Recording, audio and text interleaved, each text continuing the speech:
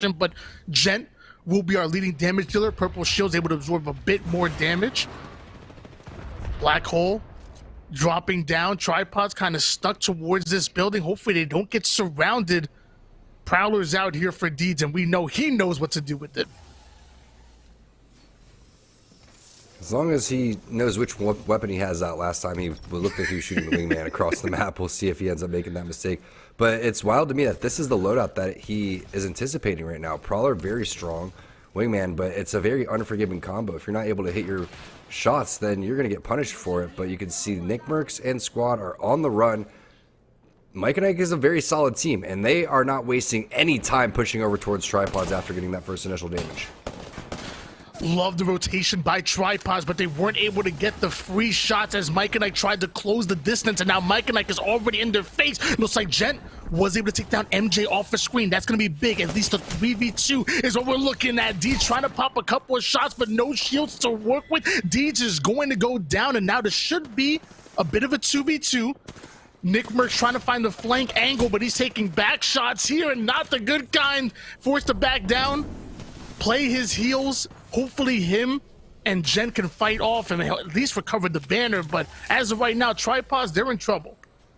They're definitely in trouble. It's weird how that fight ended up panning out. It looks like they had the advantage. Next thing you know, Deed's taking a little bit of damage. I like the idea to fly out, but he just gets ripped apart by the car, and Mike and Ike looks like they're going to end up prevailing throughout all of this fight. Team Cardinal is going to go down. Chaotic coming in with the R301, the patented weapon combo for him, and you can see why the back off was coming through. Aegon by AOC is in the vicinity. They're dropping Mike and Ike like flies. It's some partner on partner action happening over here as Aegon by AOC is trying to get on the board, and they are going to be able to do so. It's going to be a little bit of a split from the rest of the players though, because now we have 2 players on each team and potential banner camping happening from Aegon. Aegon looking to introduce himself to the fight here. Pretty comfortable playing outside of the circle. It should be easy for them to rotate at least into a safer place, but they still have 2 teams to work with. Like you said, they're both should be duos. So as of right now, Aegon still feel comfortable rotating in. They're ready for any fight that may come their way. We have 17 squads actually on the map. Round 1 is coming to a close. Round 2 should be moving in. And in case they need to take a late rotation, obviously you have that Valkyrie ult to work with as well. Aegon feel very comfortable right now, despite not end up getting the exact KP they were looking for going in for that third-party situation. Yes, chat, he did say that. I'm still recovering from it, but we'll move on anyway. The flank shot, well, it was a good flank. There's no coming back from that one, Tony. You're done for. So he's send that clip into EA. He's out of here. back on board with Aegon, and that was a very interesting situation that happened, because why is everyone flying to the back of Climatizer throughout all of this? It's not even an interesting rotation to come from this side of the train tunnel, but these teams are doing it and they're looking to fight. It's like they felt, weakness back there. Mike and Ike's not a weak team either, so a very odd rotation coming in, but it works out for Aegon by AOC. They're going to take on over towards the skies, and a majority of this should be free. It looks like the res happened in the very back corner, Tony. I wonder which team this is. Well, Aegon are not going to let them get that rotation in for free. They're already on the hunt here, and of course it's going to be Tripods that are back up to a trio, but once again you still have 2 players with the white shields. They're not comfortable enough to fight. Up the balloon they go. They'll be able to work with that. I mean, you don't have the Valkyrie ult, but this balloon should work almost as well. But my gosh, Deeds taking shots once again. Luckily able to survive for a bit, but you can only imagine maybe Aegon might be on their tail. Aegon might choose to chase them all the way here into Skyhook. Why not? More kills and tons of medkits and utility being dropped there for Deeds, but this isn't an ideal situation, right? You have Longbow Mastiff. Maybe you could end up making it work, but they do get into a building, and if you do start a fight over towards Skyhook, you know that there's going to be a huge domino effect, because this is where the zone's going to pull. So heads up play from Tripods. They originally lost a player, and then Aegon kind of saves them by pushing on to Team Mike and Ike, and then they're able to reset. So maybe they'll be able to pick up some more scrap loot along the way, as the production team does a great job of pulling up the minimap. We can see exactly where all of the teams are postured, and keep your eyes on SSG and DZ, the 2 teams that took the God spots in the previous game. They're right next to each other again. Leave no witnesses trying to take over towards the train area, and that spot is taken already. So SSG in a great spot to maybe win back-to-back games if they can execute. The one thing about SSG is that they always have a game plan going into every single one of these maps. No matter what the rotation is, they always know where their god spot is and where they want to play. And at that point, it's just all about execution to get into their spots and then play from there. They're obviously comfortable fighting it out. They can all hit their shots. They can all win their 1v1s. As of right now, you see SSG find themselves towards the backside of the circle. They have a lot of cover, even a bit of height advantage. I'm loving the spot that they're in. Top Gun, very similar position. They find themselves towards the backside of this inner circle, but Designful going all the way down to one shot. You better watch out. He said, you know what? I'm not going to play this height anymore. I'm going to drop down. Looks like there's a cake going on because there's layers of defense over towards this building. Top Gun are not the only team in this vicinity. Busting out the Pathfinder. Excited to see if Designful will get back up because love watching some Pathfinder gameplay. Great shots through the window coming in from Chaotic. He's going to knock a couple of players. And that looks like one of my ultimates coming through the window, but they do get Designful backup shots all over the place over towards this roof. Drone detected, and we'll see if they can get out of this, Tony. Top Gun in a very tight spot right now. Definitely an action flick for sure for them. And you know Designful is not happy about the longbow across the map. Excuse me, 30-30 coming in from Frex.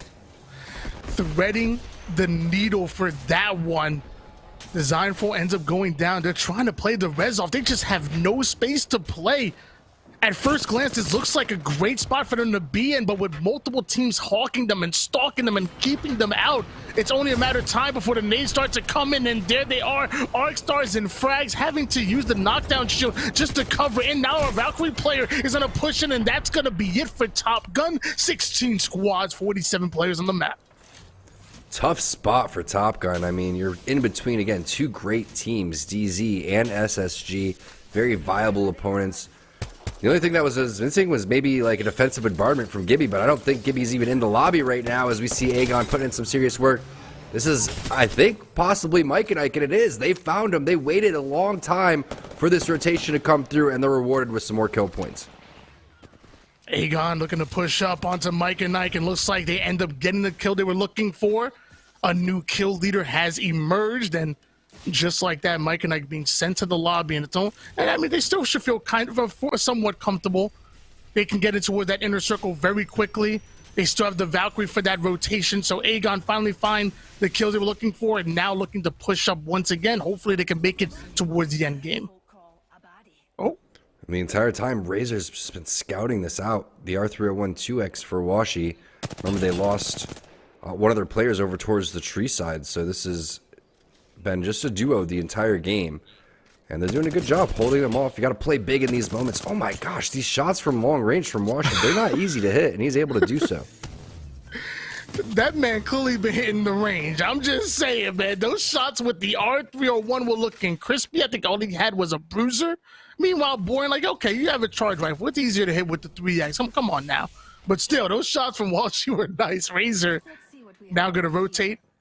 I'd like to find a bit of a different angle. Leave no witnesses might be in a battle themselves, sitting towards this middle side of the building, but you know that there's going to be multiple teams trying to claim real estate here. It might be a matter of time before Leave no witnesses are forced to fight out. It's going to be such a fun zone when round 4 starts to close. You can see the scan onto the next one, courtesy of the crypto from Leave no witnesses, and it's Renatricky picking up that information. Thank you, Renatricky. And it's spot on, coming in from DZ and SSG. We know it's going to continue to pull over towards that side. It's not going to bounce like it did last time. Razor gets the kills there by Aegon, and that's insane. Aegon by AOC is out. Just a duo. And you know what, Tony? Razor has picked up their game today. They're playing phenomenal. Yeah, I guess that charge rifle and R301 a combination is really tough to deal with, especially when you're fighting out of the storm. But now it looks like Razor might have been spotted onto the rotation in. Washi taking a lot more damage than expected.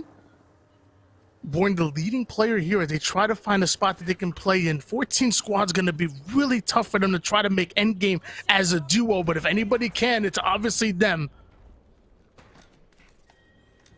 It looks like this building is going to be free because they know it's going to end up pulling away from them. So SSG made their move. They're out of there.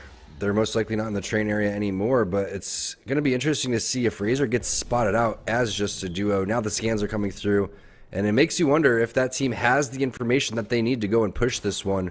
They're out of there, and Razor is on the run. They're going to have to find some playable area. That bottom middle area is typically open. If there is a spot, you can have about 2 or 3 teams down there. Kraber in the hand of Psycho. Let's see if he could get some psychotic shots in.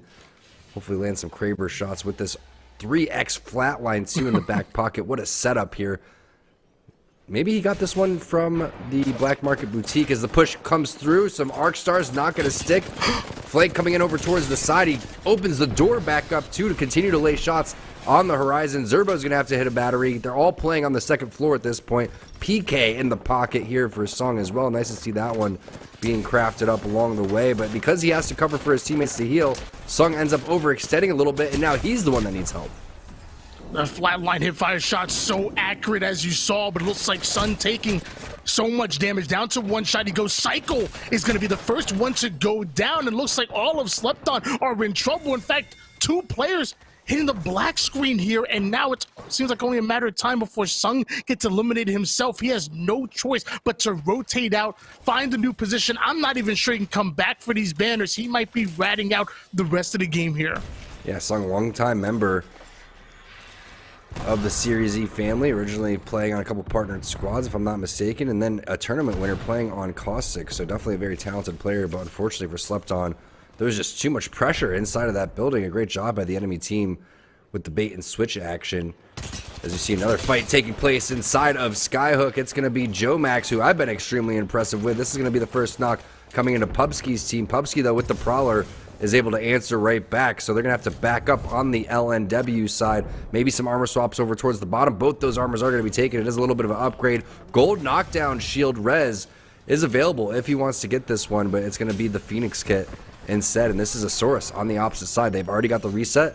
They have an opportunity to potentially take this fight, and it makes you wonder, Tony, if they take this fight and they continue to go at it, and this straight up 3-on-3, if there's going to be a third party.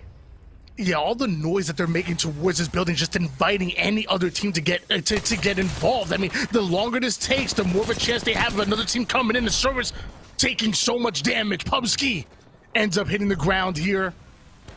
Our Seer player trying to find the angle. Through the thermite he goes. Even the card not going to be enough to survive that. Right down to the low ground to help his teammate out. I love the play and I love the angle he's able to create, but it's not enough. Leave no witnesses. They leave no witnesses. XSI coming in for the third party as well. With Saurus did get eliminated. Leave no witnesses. They're left behind as well. And just like that, we're down to 10 squads. Yeah, that fight was just taking way too long for both of these teams, and XSI understanding the situation, waiting for Nox to come in on both sides. They clean it up. Got to be impressed with the way Leave No Witnesses is team fighting, though. Everything in terms of the baiting and switching, the reset, really on point. Followed up with the shots as Slepton does finally get taken out. Nice job from Sung staying alive as long as possible. In a very small circle, 9 squads still remaining. Tyson have found the building to play through here, but notice that they're not towards that inner circle, and they have a bit of rotation to make. There's plenty of teams on the map that should be able to see them if they try to play through open field. Already fighting out one. I wonder if a Valkyrie ult might be in their future here. Seer trying to find any information possible. Is there any way that Tyson can try to make it out of the situation and in toward that zone without going down? Nope. It's the Valkyrie ult. I think this is the right play. Honestly, if they try to play through that open field, there's going to be so many teams that get a sight line on them. Hopefully they can find a spot easily here. Otherwise, they may just land right on a team and have to fight it out. I like this idea to go in towards the back of the market side, make some circles, try to get as many scans on the area as possible. They know they're going to be coexisting with a handful of teams. That's why the Seer Ultimate is coming down, and now it's time to focus as many sides as possible. But there's just too many to cover, so they're going to have to take a fight. The Arc Star goes down, Stanky taking a lot of damage. Somehow was able to avoid all of these grenades until a big explosion happening on the backhand side of Market, and death coming in hands of Dark Zero as they start to move up. Your kill feed just lighting up as the zone starts to shrink and all of these teams are forced into one another. Jen Burton with the R301 Prowler combo. This guy just doesn't miss. Absolute monster. Razor still alive as a 202 throughout all of this. They're trying to fight Deeds in the Tripod squad on the opposite side. XSI was eliminated. Seer ultimate happening to try to force them off the area. And I don't think that Jen Burton realizes that this is just a two-man on the opposite side. Somehow, some way, Razor is prevailing throughout all of this. Big props to them for just playing this out as a two-man. It's Razor and Tripods that are kind of coexisting on this wall, but they're both being searched out by DZ. This could be some valuable points for DZ if they come in and get the cleanups here, but Razor coming in with the quickness, going right after Jen and DZ. The elimination comes in, down to 3 squads, but Razor not really having much to fight in. It looks like a 3v3v2. If somehow Razor come out on top, would this not be the greatest run by a duo that we've seen in the esports arena? Yeah, no doubt about it. On the opposite side, you do have CLG, but look at DZ's positioning, Tony. They got fences all over the place. Sharky is owning this real estate.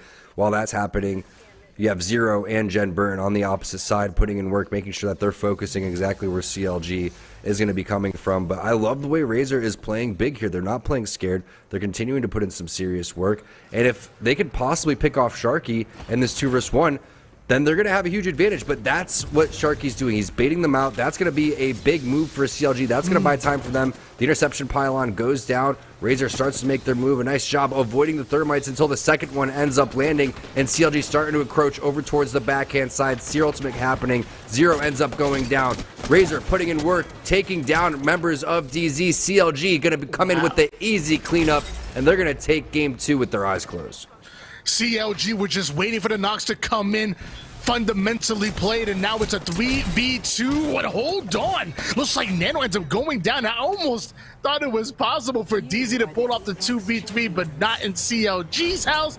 They're going to come out with the big win in game number 2, and I can't wait to see that leaderboard. And unfortunately, the little separation there that DZ had, allowing all those fences to kind of play as the defensive area, didn't mean much when Razor decided that they wanted to push through. Also, the thermites end up going past the interception pylon and in the perfect spot. But a great performance from everybody, from DZ finding their location, getting into the God spot for a second time in a row. It's just not fully there on the execution side. A couple of things to clean up, but again, that's why they're going through the motions of practicing. And then CLG basically gifted with that one with their further positioning, because they had the longest route to take coming all the way through. They went through Team Razor, and because Razor says, you know what, we feel like we can go and maybe get this kill on the Wattson and flank around, that ended up being the big determining factor. But I think DZ had the right idea. Focus one player over towards the side, allow him to put down the fences. As soon as they were kind of split up, though, that's when Razor collapsed on that area. That was game number 2. One more on World's Edge before we switch on over to Stormpoint. We're going to toss this one to Yeso. Forgot to mention it during my last segment, but happy to notice that I was actually wrong about Dark Zero being here today. Of course, they're still trying to get those reps in, get prepared for London. They have a solid performance there in Game 2, getting into that top 3, and Razor making things interesting in the end. Dark Zero able to take them out, but unfortunately, the wounds that they sustain in that fight sets things up for CLG to grab the win there. And CLG continues to be the best team in Series E these last few weeks. They've been so good here on Wednesday nights since the start of 2023, and they keep it rolling here with this win in game number 2. This brings us to our Mobile One high performance moment here for game 2 as we get ready for our last game on World's Edge here for the day. And it is going to be the finish here. Dark Zero doing a good job of kind of pulling Razor in and not losing too much initially, but the problem is that Zero going in there and getting wiped out in a sightline for CLG means that they're able to clean up the kill, and then things go wrong from Dark Zero from there. CLG push in very cleanly, wipe up these kills, and while Nano does go down, there's really no concern whatsoever because both other members full health, ready to fight, and they're able to take out Dark Zero. But again, DZ does a good job of getting that interceptor pylon down and pulling in Razor, but Zero just getting caught in an unfortunate position there means that even with those armor swaps available for Dark Zero, they're at that severe numbers disadvantage, and CLG able to come in and clean up this fight and grab the win in game number 2. So well played on that front. Let's check out how that changes things on our Mobile One leaderboard, because of course things going to look a lot different without SSG taking that win, and they only pick up a few points, 3 points for SSG in this second game, and CLG with that big win jump up into first place by a point. And Razor, we have to note, back-to-back top 3 finishes from the squad. Not getting a ton in the KP department, but they've had a solid first couple of games and have themselves in a really respectable position here going into our final game of the first half. So well played there by Razor, and if they can keep that rolling, they may have an opportunity to make some moves here when we head over to Storm Point. Just got to keep yourself in the mix here as we get later on in the day. So well played from Razor, and of course hats off CLG. Nice W there and a solid third-party timing to grab the win over Dark Zero. We're gonna head to a break right now. When we come back, T-Squared and Why Not will take a look at what we just saw and get you ready for Game 3.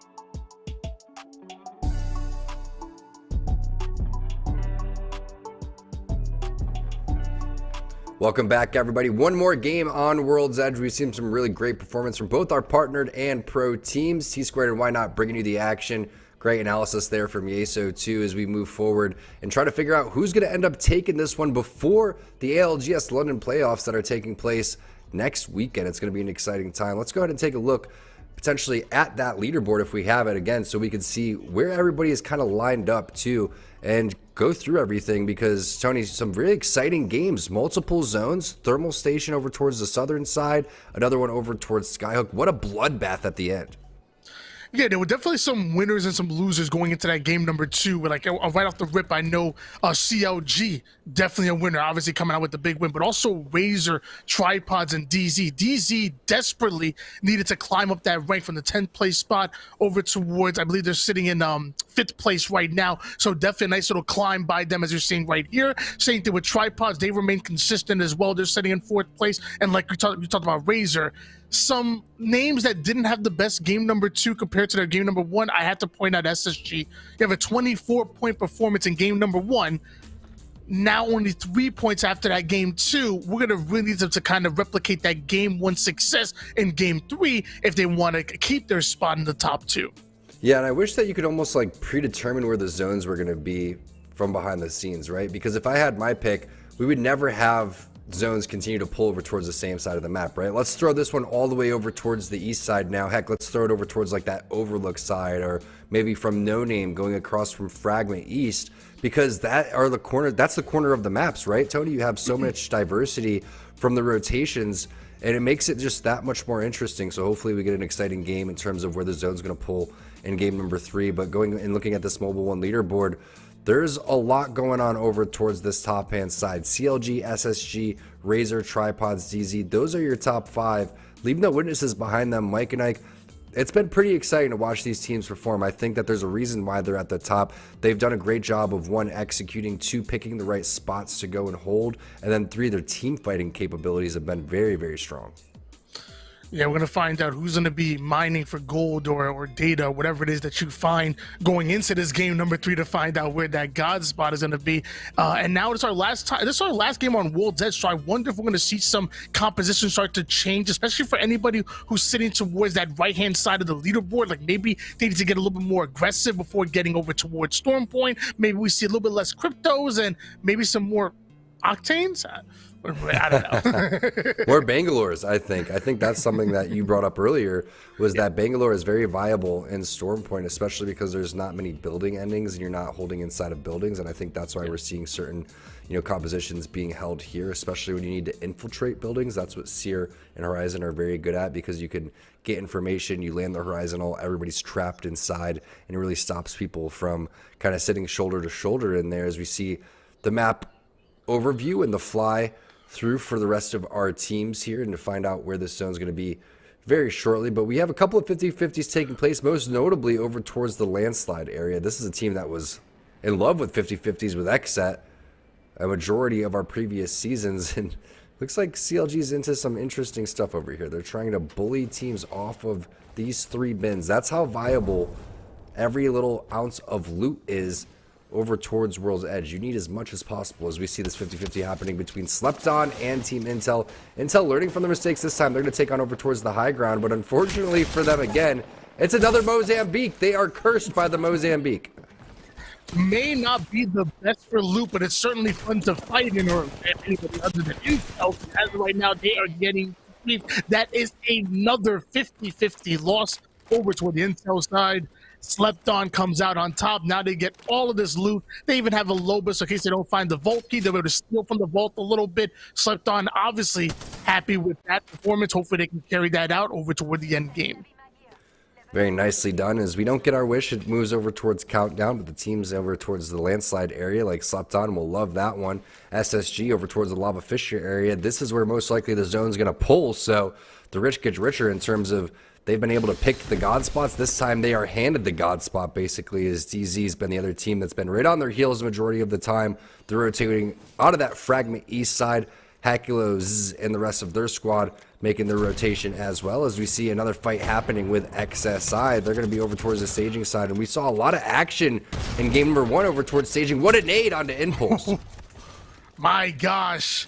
Impulse going to be forced to back down and heal. He's going to be out of the play for quite a bit of time while his teammates try to cover his back, and now the Seer Q is going to come in. That stops the heal, but beautiful shots coming in. It looks like there's 2 players that go down quick. XSI only have to deal with 1, and just like that, Cardinal end up getting eliminated. Despite the beautiful nade onto Impulse, they're still able to recover. They're still able to slay out and bring us down to just 18 squads. And again, the power of Seer in these situations, if you end up clumping inside just like this, Seer's going to be able to hit you with the Q. You get all that information right next to each other. Horizon doesn't have the ult that early into the game, but say that they were in that area, they would have ended up just getting black holed, and it would have been over for them. As you see a great team fight from XSI. They definitely needed those points. Currently in 10th place, a very tough lobby overall as everyone prepping again for the playoffs next week. And if they're not in the playoffs, well, trying to make it into the next one, or trying to make it into the next season of Series E. And you brought that up, Tony. If you want more information on how to get involved with Series E, Follow the Esports Arena Twitter at Esports Arena. There's always a lot of information, a lot of good also memes coming in there. I took my beanie off so I didn't get memed on specifically. And you know, on top of the information, on top of the memes, I also like that fantasy. I've been participating in the fantasy and getting my butt kicked. Oh my, I don't know what's worse, me playing this game or me picking winners. Oh my goodness, I've been getting destroyed in fantasy as Aegon trying to destroy this side of the map here. We saw in game number 2, they were able to clear out. The third parties were coming in quick. They really controlled Climatizer over from the perimeter. And looks like they're looking to do the same thing again, but hold on, a trailer coming in out of nowhere. Great shots going back and forth. Aegon looking to fight here. They look comfortable. You got a Havoc with a turbocharger. You know Force wants to put that to work immediately. 44, 37, 27 more. That Havoc hits so hard. It's been definitely a weapon of choice overall today. This is a team that got dropped by Razor as a duo. We didn't get a chance to talk about them enough. I mean, we were hyping them up during the game. But round of applause for Razor, putting together one of the best duo performances that we've seen in Series Z history, at least at recent memories, as we see Slayer taking a decent amount of damage. And they're trying to figure out where exactly is this coming from. Well, guys, you're in the middle of the open, so I would try to get some cover here because they're getting shot from every which way. Valkyrie don't need no cover. She has a jetpack. What do you mean? She's all right. 30-30 at Havoc in the hands of 4C. So you can only imagine that he's feeling comfortable from the long range with that 30-30 when things get up close and personal. The Havoc can do work. And as much as we hyped up Razor in game number 2, they weren't able to have the best game number 3. They're going to be eliminated in 18th place. Top Gun defending Thermal Station with perfection.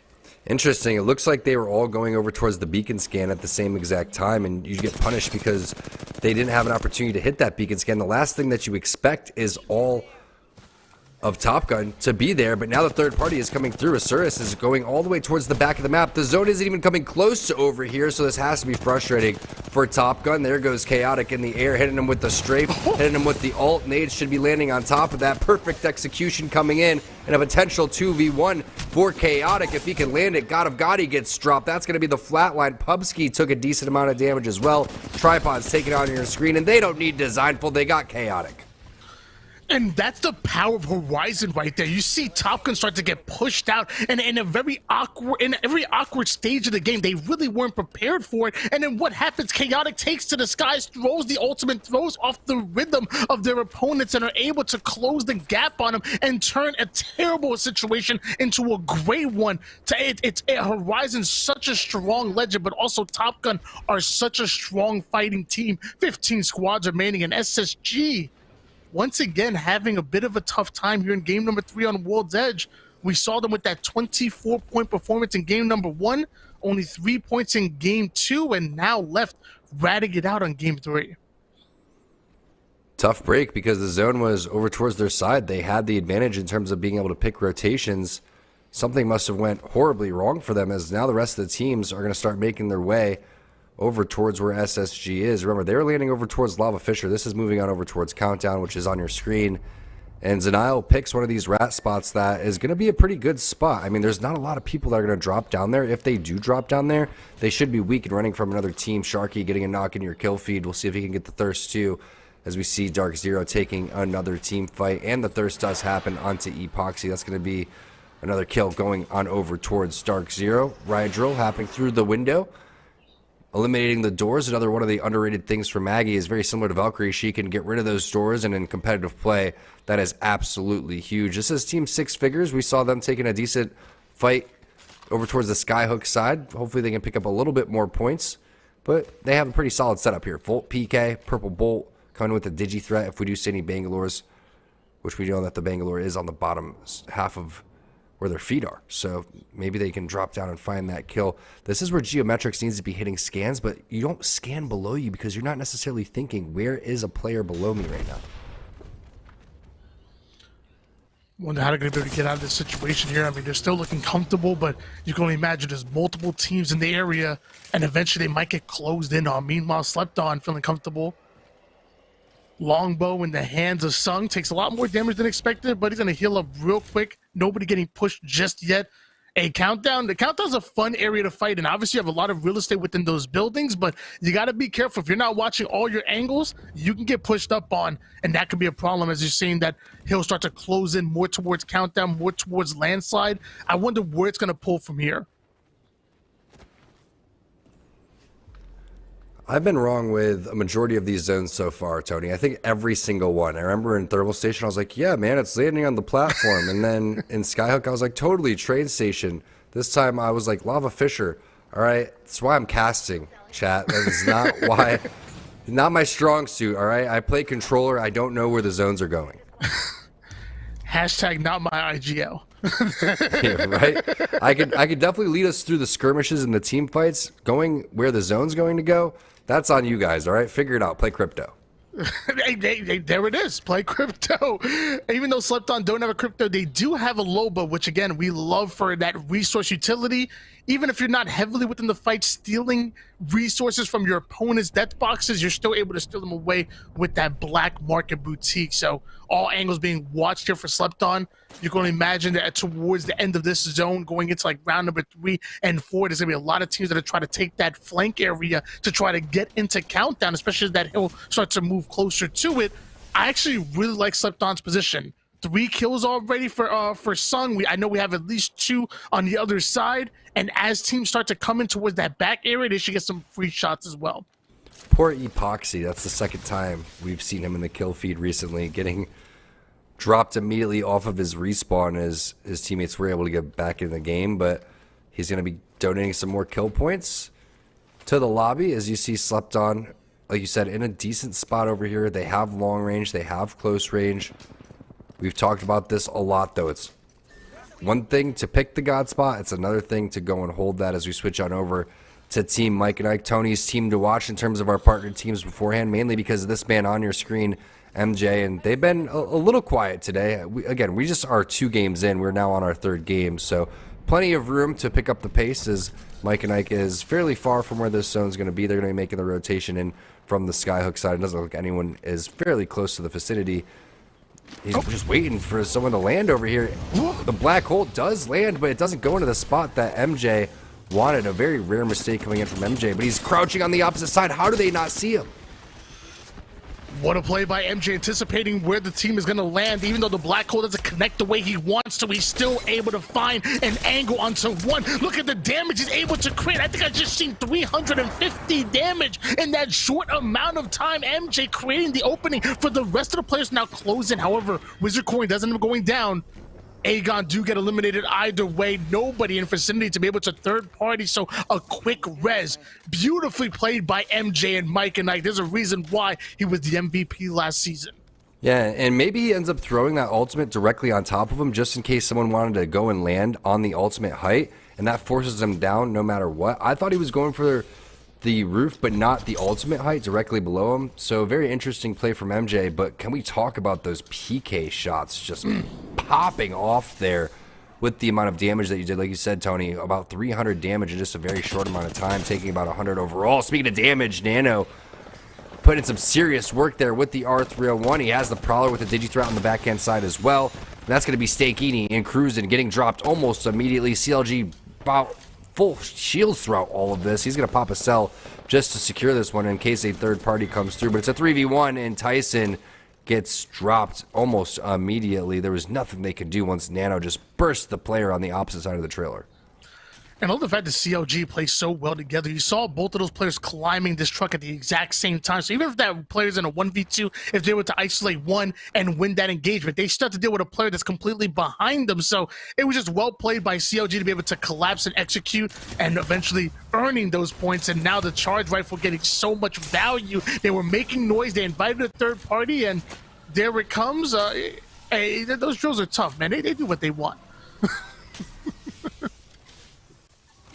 He was trying to get that one perfectly with the head glitch that he had and ended up just a little bit late on pushing that. But either way, interesting strategy from CLG to take the height over towards landslide. It makes you wonder, are they doing this to try to pick up kills and make a late rotation, or do they anticipate the zone moving away from countdown and going over towards landslide? It could be a big play if that's going to be the case, and they have the composition for it. You can own a lot of areas with this caustic, and the barrels are just going to be so useful over towards the high ground. No one will be able to push you. You have a great weaponization in terms of having sniper rifles as well, but while that's happening, Saucer gets a knock, R9 in his hands, and Vermouth on the run here. Truman does have a little bit of healing that he needs to do before he ends up taking this fight. There goes the thirst onto Maxi, and the push is on. This is, again, pretty far from where the final circle is going to be, so teams are going to have to fight their way out of there, and this is on the Lava Fissure side, originally where SSG was landing, so very important for Vermouth to try to stay alive, but I don't think they're going to be able to. They're getting shot from two different areas right now. There goes the Horizon left. This is Impulse getting dropped and thirsted. Working just a duo. Got some Team Razor in them over here, Tony. I mean, it was some beautiful shots by the R301 by both of these players here, but like you said, there's just too much. There's just too many angles that are being caught on. There's too many players that are just hunting them down right now. And it must be so frustrating if you're Vermouth right now. The Prowler comes in, newly buffed and looking good. My gosh, Truman with the damage. Then the flank off, able to eliminate XSI. Hundoy, get out of that zone. You are one shot and going down. That's going to leave Truman by himself for just a bit. And I don't know how he's going to be able to get out of this. Even the Bangalore can't escape. Top Gun hunting you down. Big damage from Chaotic, and that's what Chaotic does. Already has 1,000 in this one. The Thermite going to connect through the smoke. Doesn't need to know where they're at because he sees the ticks happening over towards the top-hand side. Perfect third party coming in from Top Gun, and they're starting to heat up. MVP of the game so far. Definitely that man on your screen on Horizon.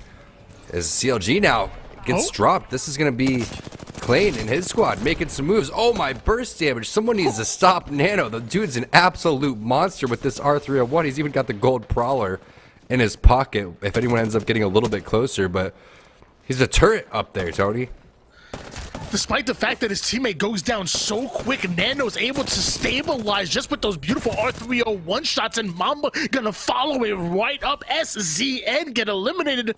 Despite the fact that Shy got ripped right there, CLG somehow still able to equalize the situation. However, their player was turned into a banner. They'll have to try to find some way to revive them. Meanwhile, Top Gun doing exactly what Top Guns do. They just pick on you. They bully. The moment they start hearing shots, they come in for the third party, come in like a gender and sweep you away. Move on to see another day. 24 seconds to round number 4. Hill is closing in, and we only have 6 squads on the map. Very fast-paced game number 3 here. A lot different than what we had in Skyhook, where everyone was posturing, waiting for the final zone to go and collapse. And the pace has been picked up because you have a team like Top Gun, who's known for having these pop-off games. They've really picked up the pace here. Designful on this Pathfinder, definitely a joy to watch. But for the most part, it's been the Chaotic show. Even when they lost Designful, he came through with the 2v1 on Horizon, putting in some serious work. You could see the difference in damage between him and the rest of his teammates over here, but that's what Chaotic was picked up for this team to begin with. They knew that he was a massive slayer, former #1 Pred, consistently over towards the top-hand side of the rankings, and just a confident fragger. He takes the skies over here, gets on top of the yellow tankers, and they have another team inside of their sights. At this point, though, Tony, you got to realize, okay, wait, we can't really take every single fight in our sights. We have to wait a little bit longer, figure out where the rest of these players are going to be. That's why you see the pings happening. 3 teams directly on top of them. We talked about the layer cake. 1 team below them, 2 across from them, 4 teams over here, 1 team on the outside. That's CLG. Big shot from Designful. That charged up Sentinel rips. My gosh. Mike and I definitely upset with that one. Designful has them in their sights with the charged up Sentinels hit almost as hard as a Kraber sometimes.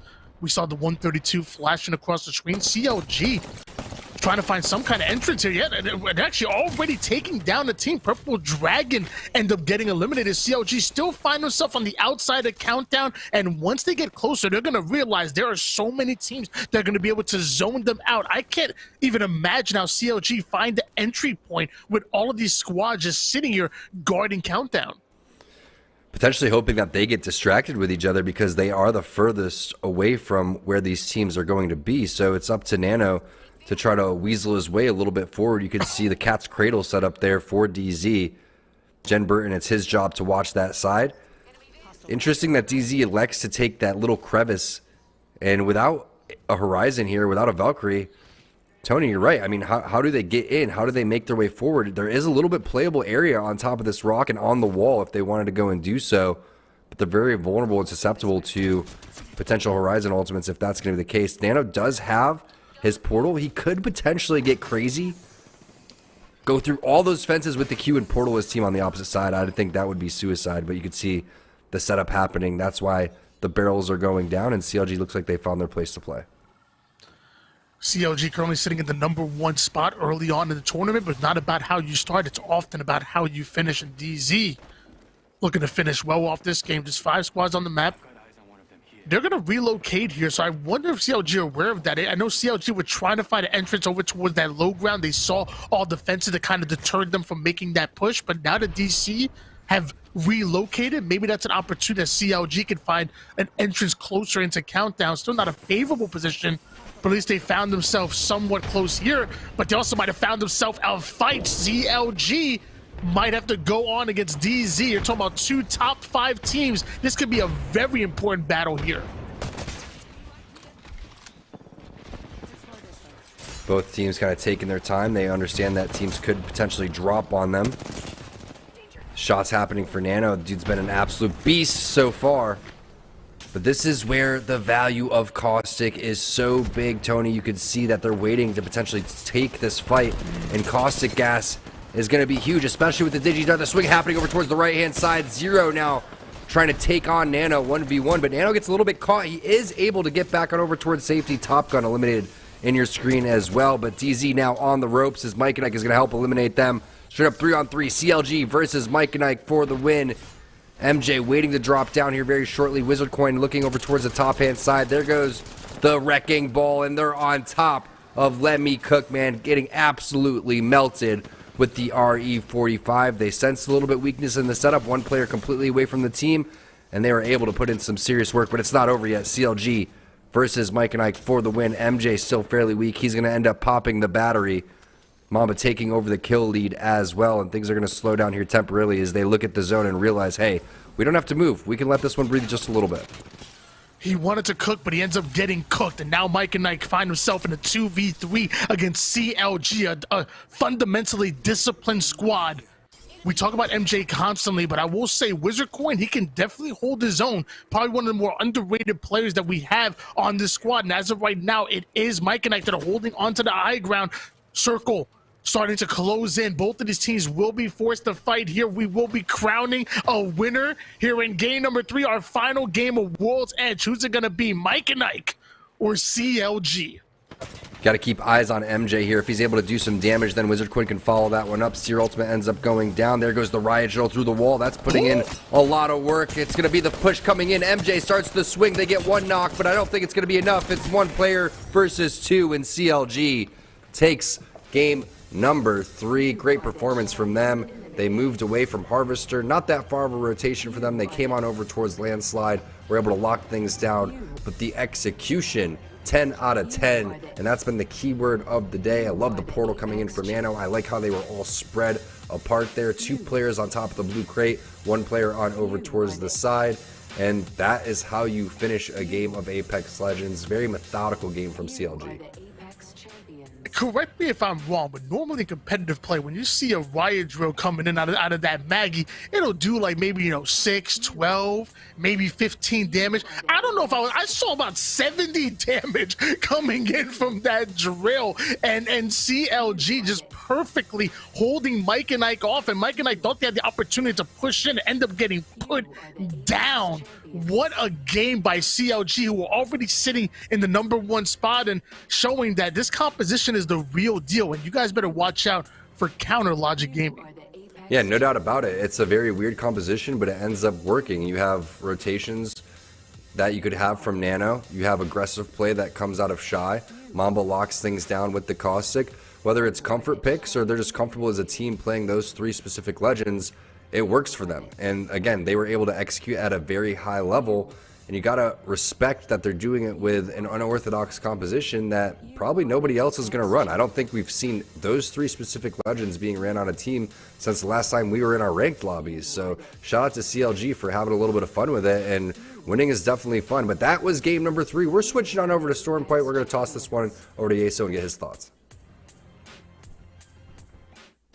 CLG doing a wonderful job there of following up their win in Game 2 with another really strong showing, and they get the back-to-back W's here to close out the first half on World's Edge. And CLG, I mean, they had that second place finish last week behind Dark Zero. They seem pretty set on taking the win here tonight. With 3 games to go, certainly plenty of Apex still to play, and some moves can certainly happen on that mobile leaderboard. But at the very least, CLG have done their due diligence and set themselves up for success, certainly through our first 3 games of the day. So hats off to them, and a big game there from Mamba. Those 7 kills really showing up strong as they cleaned up Mike and Ike in the end of that fight. Let's take a look at our Mobile One high performance moment here.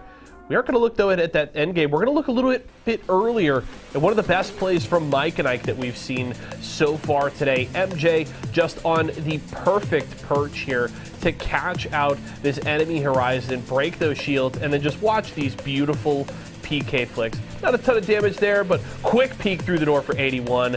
Another for 110 right to the dome. MJ just not missing with that PK. The last person that you want to find outside of that door when you want to try and peek for a fight, because MJ just there to absolutely dome you, whether it is with the flatline or that Peacekeeper. And MJ just styling with it here as these players walked into just an absolute meat grinder. And that was Aegon by AOC that ran into MJ in the Mike and Ike squad, and they certainly got punished for it. Good game there from Mike and Ike as well. Do you have to mention they had a solid first and third game here today? It should have them in the mix near the top of our Mobile One leaderboard. But let's check that out right now, because CLG, with those back-to-back wins, putting a ton of points up on the board. But Mike and Ike have actually jumped up in a tie for second place with Top Gun now. And Top Gun had a really good game. Weren't able to get into that top 3. But we checked in with them just before the action really got going in that final circle. They had 10 KP. They were having a really solid performance. Chaotic was looking really good, had 5 kills of his own. So well played there from Top Gun. And while, you know, we talked about SSG off the top, they had the win in Game 1. They looked really good to start off. They definitely cooled off big time in those next couple of games, because they only got 4 points combined between Games 2 and 3. So we'll have to see if the swap over to Stormpoint can reignite that squad, because they didn't really get it done the rest of that first half. Meanwhile, CLG taking care of business, back-to-back wins, and they're in a very good spot heading into our second half. We're going to head to a quick break right now. Don't go far, though. We've got plenty more Series E action. When we come back, T-Squared and Wynut will have it all for you in just a few.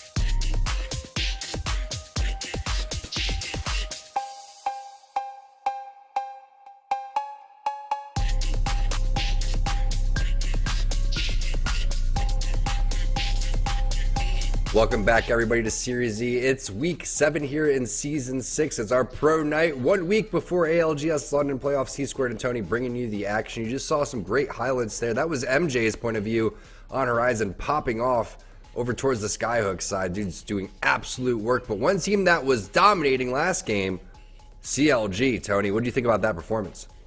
I mean, CLG, they literally continued exactly where they left off in that game number 2, absolutely killing it. Same thing for Top Gun and Mike and Ike. They sitting at plus 18 since game number 2. And then sadly, some player that didn't come out too well would be SSG and Razor. SSG only 4 points since that game number 1, and Razor with 0 points in game 3, despite them having an incredible game 2. So some winners and losers in that one. Hopefully going into Storm Point, we're going to see a lot of changes coming in, a lot of teams trying to climb up that leaderboard.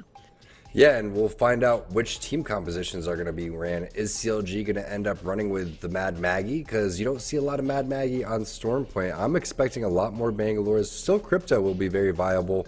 Valkyrie, definitely someone that you're going to want, though, because the Valkyrie rotation is going to go absolutely nutty. There's a lot of playable area that is on Storm Point, so we're getting ready to go into the lobby here very shortly for game number 4. If we get an opportunity while the players are loading in, I would love to see the Mobile One leaderboard so we can see again where everybody ends up standing, because CLG should be able to skyrocket, but we don't have time for that one because we are getting into the game. Players are loading in. We should be on board with CLG. We'll find out the team compositions here. SSG is going with Bangalore and Bloodhounds, so there's that classic combo.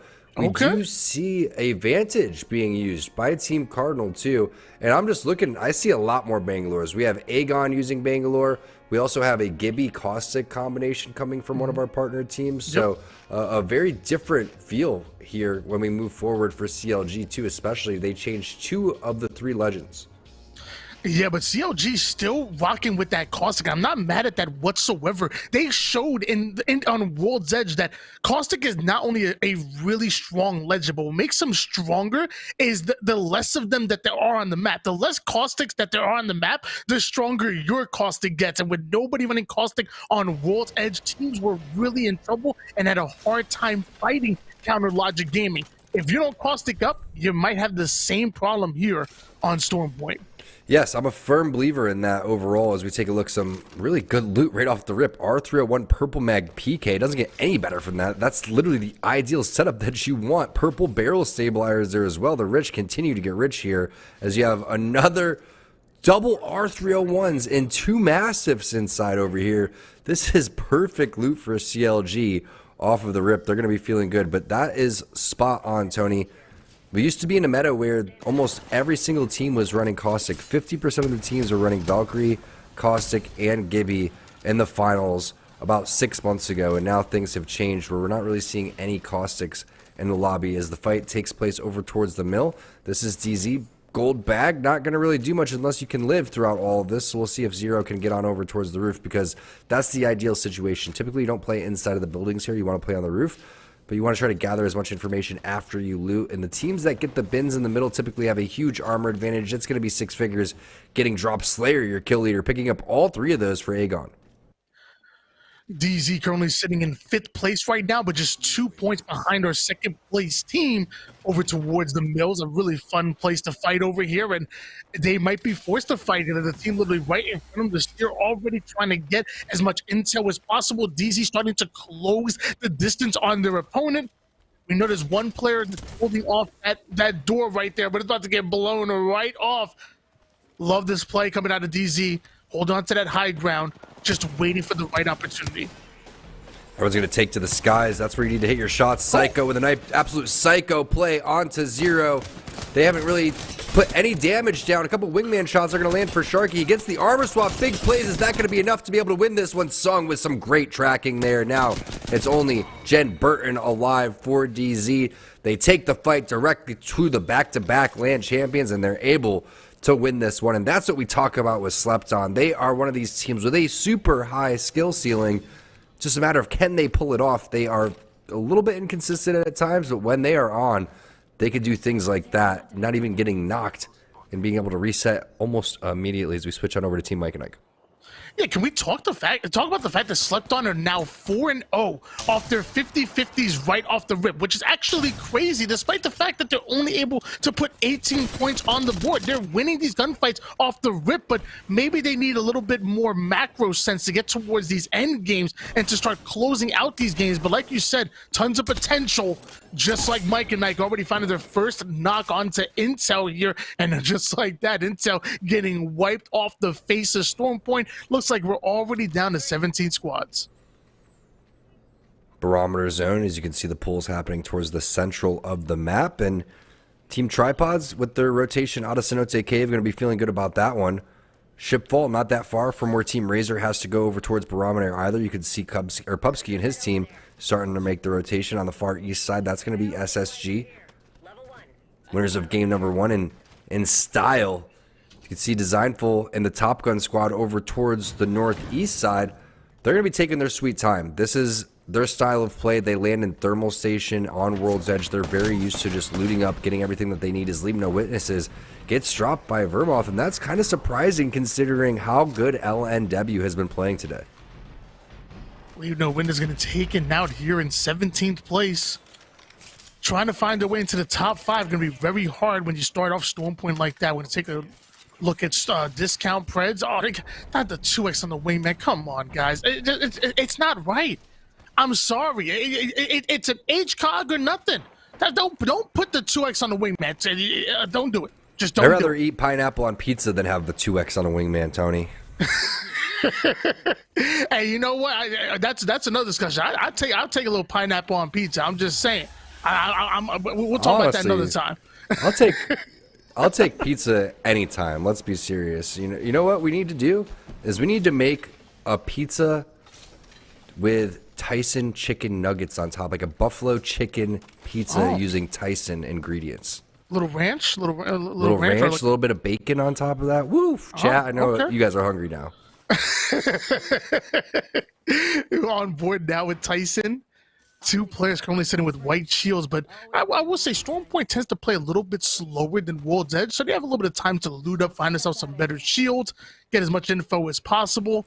You did talk about that Bangalore being strong on World's Edge, but really finding a home here on Storm Point. There's so many times that you can get yourself some great rotations, whether you smoke out your opponent, smoke out an area in front of you, and just get a nice little rotation that you really didn't deserve. Meanwhile, Aegon trying to get value out of their Bangalore ult, but the Seer Q is already going to reveal their positioning here. Low-key, Tony, I thought he was out of that queue. He ran outside of the zone of the queue and it ends up still hitting him. That's some big information that they were able to gather there. 30-30 shots, not able to connect. These guys are moving all over the place. If you ever needed aim trading, just hire them to run around the map. Aegon doing a great job of keeping this team at bay here. The 30-30 shots connecting. And the mill belongs to Aegon right now. No team's going to get anywhere near them. Slayer watching that doorway as well. They have the shields to work with. And they're really kind of griefing this team. They're like, hey, look, you want to come anywhere near us, you're going to get shot. You're going to get put down immediately. This team forced to rotate out. It's going to be SZN trying to find a new entrance into the zone. Not too stoked that my cooking skills are in question over here by our man Heroics. We'll let that one slide. He obviously doesn't know about Chef Boyo Squared. We'll save that conversation for another time as we have SZN on your screen. And Hakulos and Clan, they did not start the day off on the right foot. They got dropped by Tripods immediately, charge rifled right in the back before they could even pick up a weapon. I would have been on tilt. I'm glad to see that they have kind of gathered themselves and refocused over here. It's been a tough day so far. Number 16 with 9 points, but very talented players. I'm sure they can bounce back with one solid game. Hey, it's still early here on Storm Point, so I mean, there's still time to tilt. Azurus, they're not going to be tilting here, but they are taking some shots. Love this angle that's created by our Bloodhound player here. But as I say that, it looks like God of Gaudy ends up being taken down. That is not good for Azurus. Watch out for the watch out for that Arc Star. It's literally sitting on it for quite some time. Forced to take cover here. Razor sitting right above them, able to rain down shots. And with that Mad Mag, at any point in time, they can rush them and clear them out. Razor favorable within this position here. Barometer so hard to defend most of the time, but Razor doing a very good job of watching all angles and keeping multiple teams at bay. Yeah, Razor's been on top of their game. I think this is the best we've seen Razor perform as a team, and individually they're playing the right way. You can see the way that they're moving, the aggressiveness. Something has clicked for them, and they're in form at the right time. These have been very talented players. It just doesn't seem like they've been playing confident enough. And right now, I'm seeing a lot of confidence. The way that they're running around, the way that they're owning the map, making sure they're watching all of the angles, the way that they were able to play as a duo when they were playing as three over towards the thermal station ending. A lot of good things to say about this Razor squad. Hopefully they can keep it up here on Storm Point now that we've switched over. We're in game 4 of 6. You can see on your screen in the top left. Haven't crowned a winner on Storm Point quite yet. We'll see if DZ, winners of last week, who had a strong performance on Storm Point, if they can get back into this one and recover from their World's Edge performance. The best placing they had on World's Edge so far was 3rd place, but they were dropped over towards the mills, so it's been a tough go for them. And things just slowing down temporarily over here towards the barometer side. They say that failure to plan is planning to fail, and kind of like you alluded to, Razor have just been coming in with a game plan and just executing so well. Whether it's as a trio, as a duo, somehow Razor seem to find a way. Mike and I can have to try to find a way as a duo right now, because looks like Let Me Cook once again getting cooked, leaving MJ and Wizardcoin as a duo. I'm not sure if they'll be able to play towards that banner. I'm assuming it's being camped right now, and eventually they make too much noise and other teams are going to just be invited to come right along with, especially CLG. We talk about how fundamentally sound they are. They use that fundamentals to really hold you out, to put you in these awkward positions. I can't see a world where Mike and Ike are going to be able to 2v3. Not against CLG, the way that they have been popping off. You can see 54 points after 3 games on Storm Point. If we were in match point format, they'd already be there looking for the dub to close it out. You would have the barrel on top of Silence Box there, and that's who Let Me Cook Man is, and he's pinging it. Little does he know that the entire team is there. And you know what good teams do, Tony, is they wait to the very last second. They camp that one. They time it out the entire time. You think that they're gone, but they're still in the area. Plus, you got to dodge all of these caustic traps. Oh, it's Crafty. And they thought they might have gotten a free rotation and maybe to grab it. I don't know if they saw the caustic gas, but once you see the crafter go off, you know that team's going nowhere. So Wizardcoin pops a shot with the charge rifle. They're going to back down. Is this a double Prowler? Or actually a double down by Aegon, because Prowler or not, that player hits the black screen here. At least forced by himself, trying to force himself in, gets himself a knock. My gosh, beautifully played by Force, but eventually SSG using their numbers to come across Aegon, come out on top, and just like that, we're down to 15 squads. And little do you know, they had a Bloodhound as well, so all of that smoke doesn't really matter. They wanted the smoke too, as you can see. SSG picking up some kills. Nice job by Force trying to stay alive. Chaotic ends up getting a knock there onto Wizardcoin, and Mike and Ike is on the run as MJ is going to try to slide down. Does a great job of escaping, but it's going to be a 3-man send. Everybody on the hunt for the final player of Team Mike and Ike. No player left behind. I guess that means teammates and enemies as well. Top Gun making sure they secured that kill, but now round 3 hill starts to hurt a little bit harder. You have to start thinking about your decision. Looks like Top Gun might be getting out of that as quickly as possible, and eventually Wizardcoin does end up getting taken down. MJ being left as a solo player here for our number 2 team so far, and Mike and Ike sitting with 29 points. CLG far ahead of them with 53 points so far after just 3 games. Yeah, and you can see MJ popping this medkit at the exact time. These pro players are so good at that. If you're curious on when to pop your medkit in zone number 2, just look at your shields.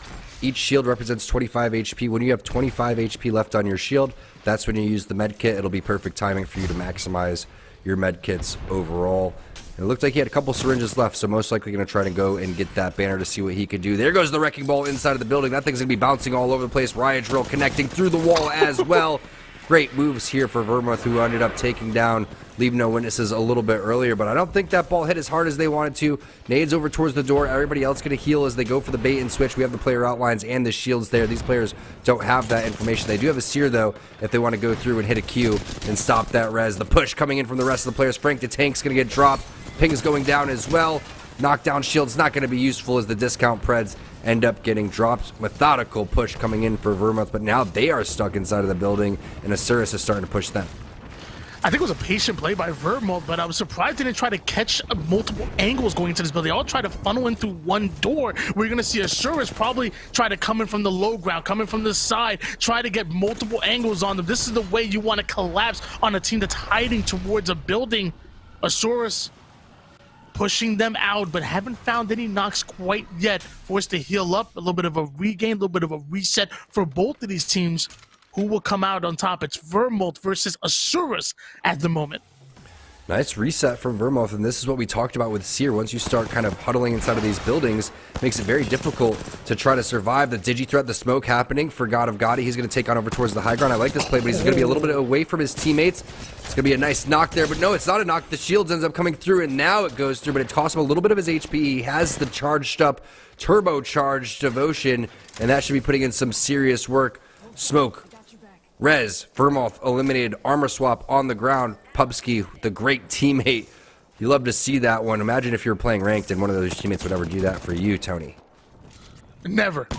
Let me tell you, man, when I'm solo queuing, my teammates, I don't know what they're doing. Ain't no game plan. It's full send, die, and then complain afterwards. It's the greatest strategy in Apex. 13 squads at the moment on board now with SSG. SSG had a phenomenal game number one, 24 points. They literally had more than double the second place team. Since then, only were able to put 4 points on the board throughout 2 games, but I wonder how that's going to change here on Storm Point. Do they feel a lot more comfortable here on this map, and can they once again climb the leaderboard that they were at once on top of?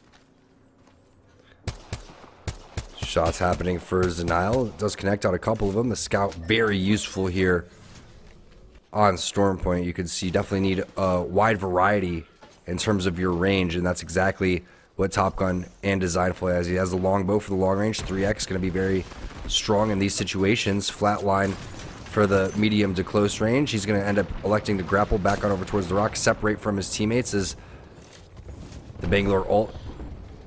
It does land, but it doesn't look like it's going to do much.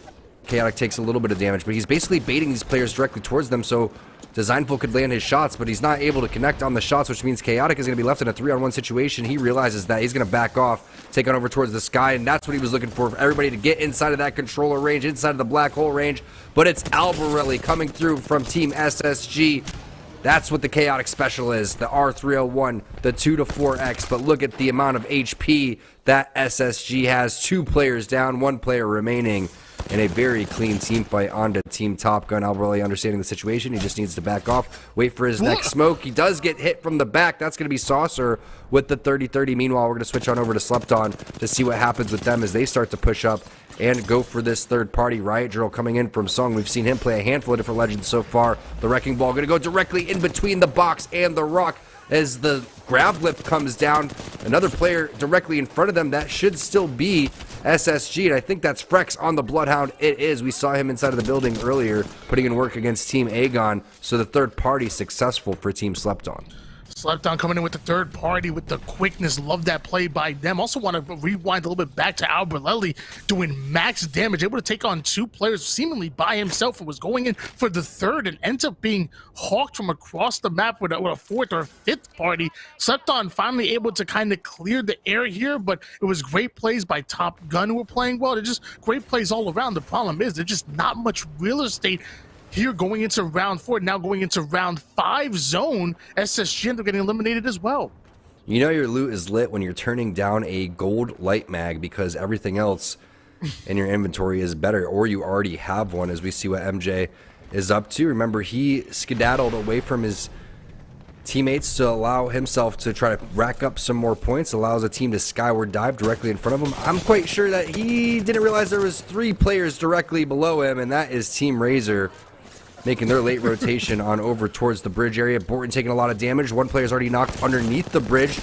That's going to be SCN as PD Breezy gets knocked with the PK as well. Smoke all over the place. It's going to be the Car R301 combo for Hakulo, and Hakulo's doing whatever he can to stay alive underneath that bridge as Asuras gets dropped in your kill feed. Bubble goes down for Shy. 3 different fights taking place. I'm not sure how our observers are even keeping track of all this action as Tyson gets eliminated. And there is that PK from Shy that we saw him pick up in the very beginning of the game. He still has the R301 as well, but there it is. CLG finally ends up getting stopped, and it's Tripods. Silent but deadly, Tony. They have not been seen on the screen in game number 4 at all, and they finally pop off.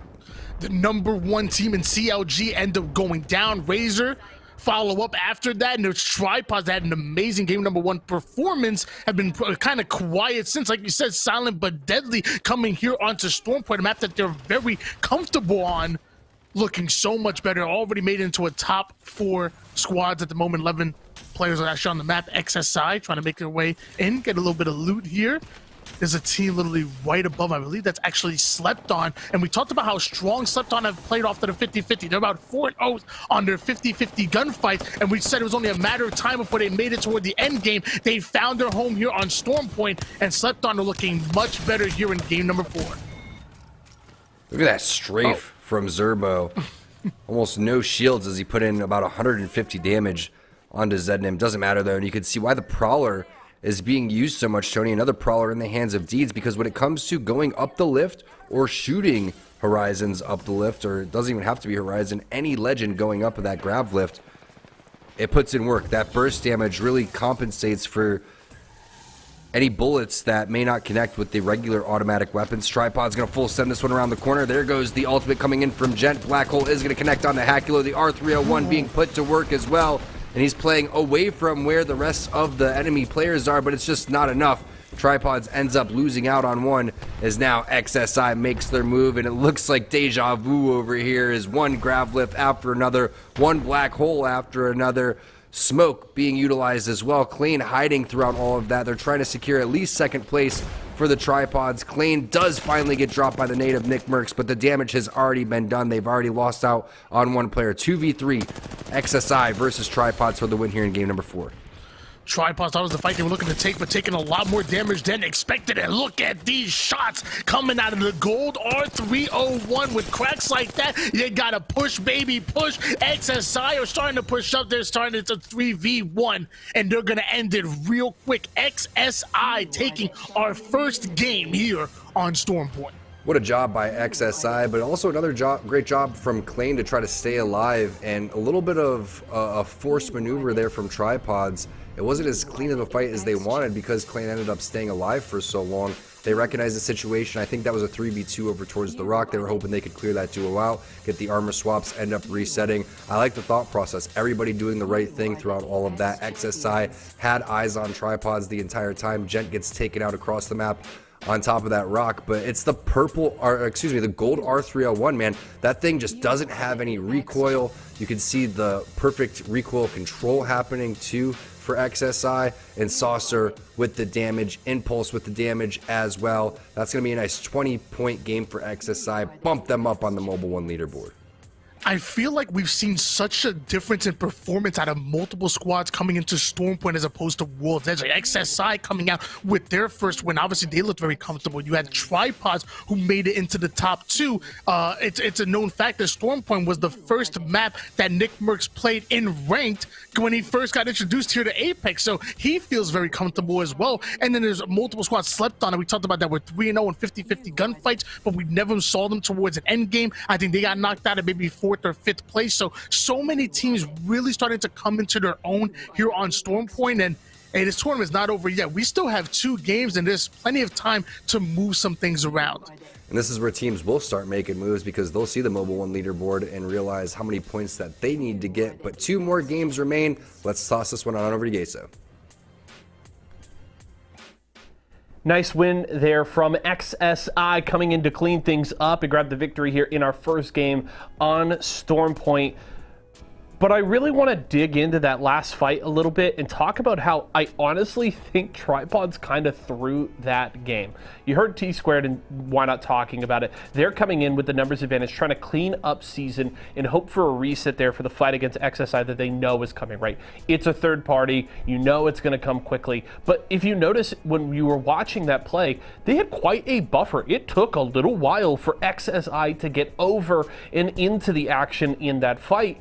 which is a missed opportunity for Tripods because they go in, they've got numbers advantage as well as the Horizon Ultimate up against just 2 players here from Season hiding behind this rock, and they just cannot clean up the fight. They get the Horizon Ultimate up on top of Mr. Hakulo and are able to finish him off, but the fact that they let Klein escape and spend so much time trying to hunt down this one player, XSI has so much more time to close that gap because, again, it took them a little while to get in, and Tripods had this opportunity. So really felt like, to me, they faltered on surrounding Season there and cleaning up that fight, because if they easily, which they should have, clean up Mr. Hakulo and Klein there, that should be a fairly quick reset and a fairly straightforward 3v3 fight. That all of a sudden becomes a 50-50, and then it's just, do you have the gun skill? Can you make that right shot to win the game? And I think Tripods had the perfect opportunity to do so, because there was plenty of breathing room for them to take that fight clean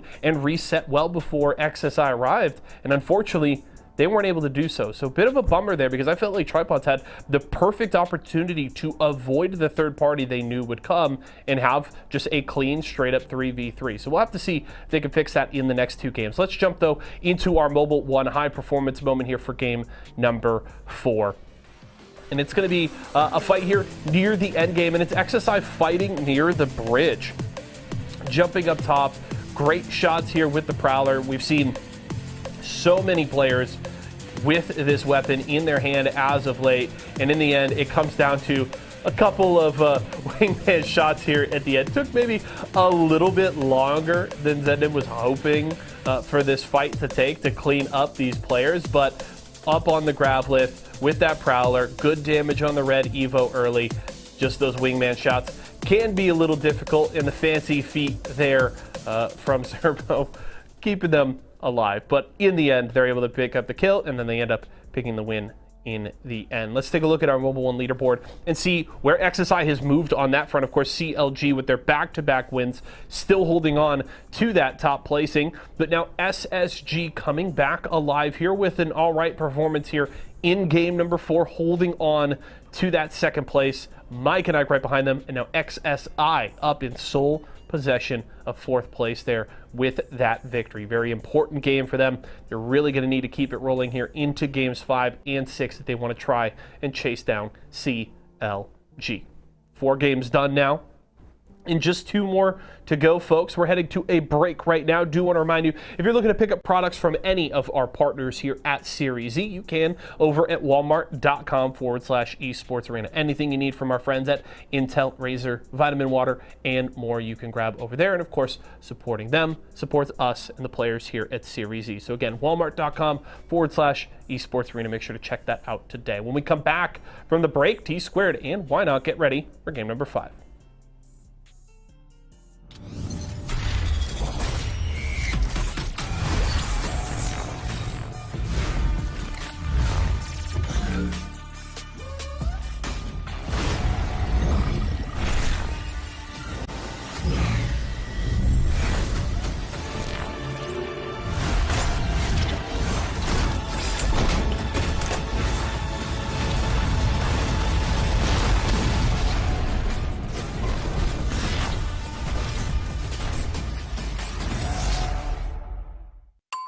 Tyson boneless buffalo bites have that tasty kick of flavor, so they're perfect for any get-together.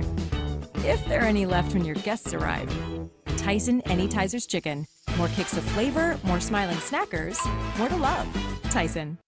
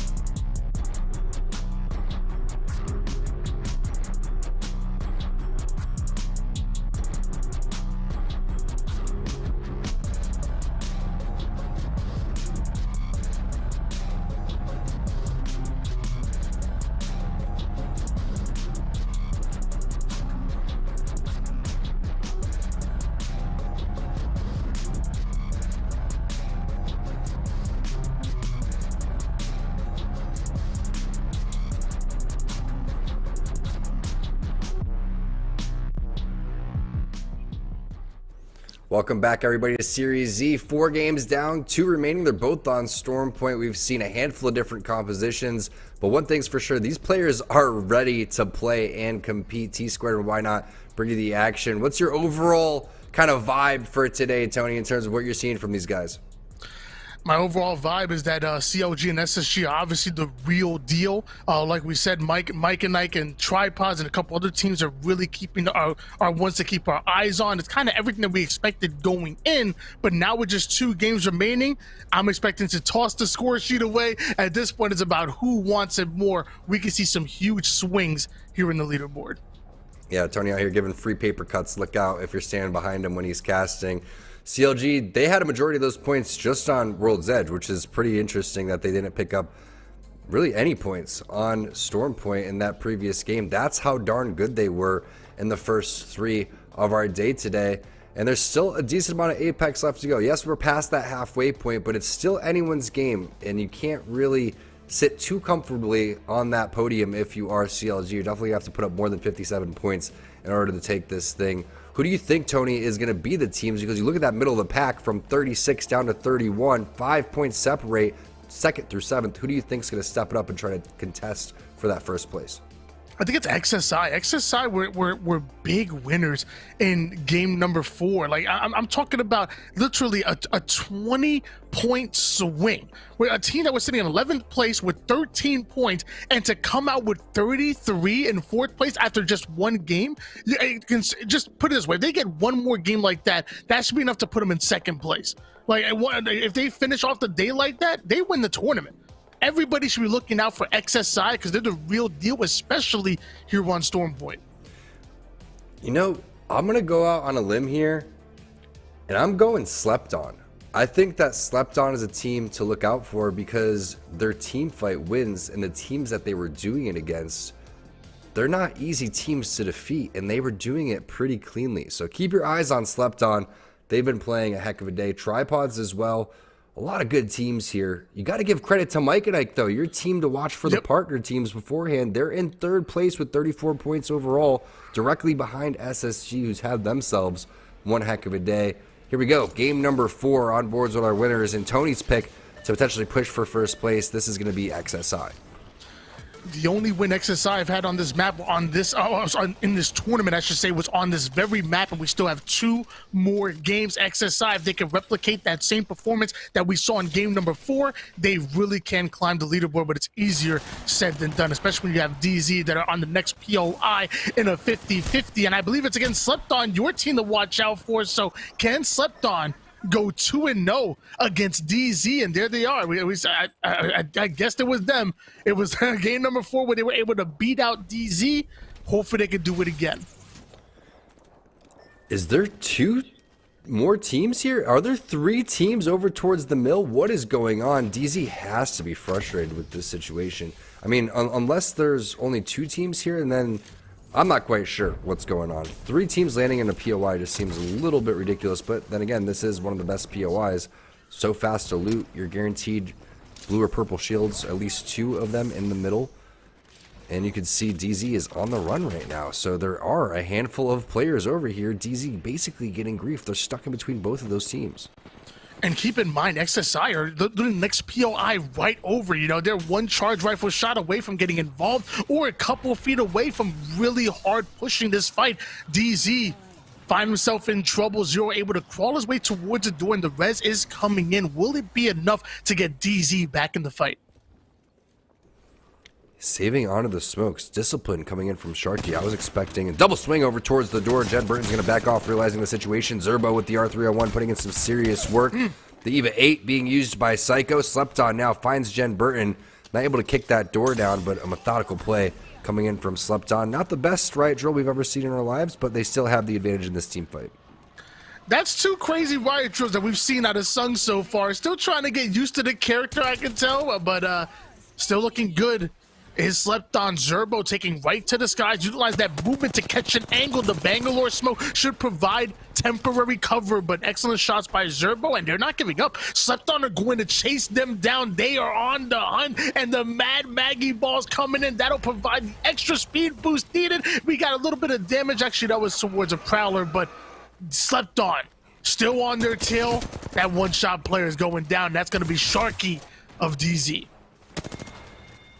Sharky's going to end up just backing out of this one, and I would too. Frustrating situation there, being caught in between multiple teams. As Slepton, for the second time, ends up taking down DZ, and that makes them 5-0 on their 50-50s, if I'm not mistaken, Tony. That's a stat you brought up earlier.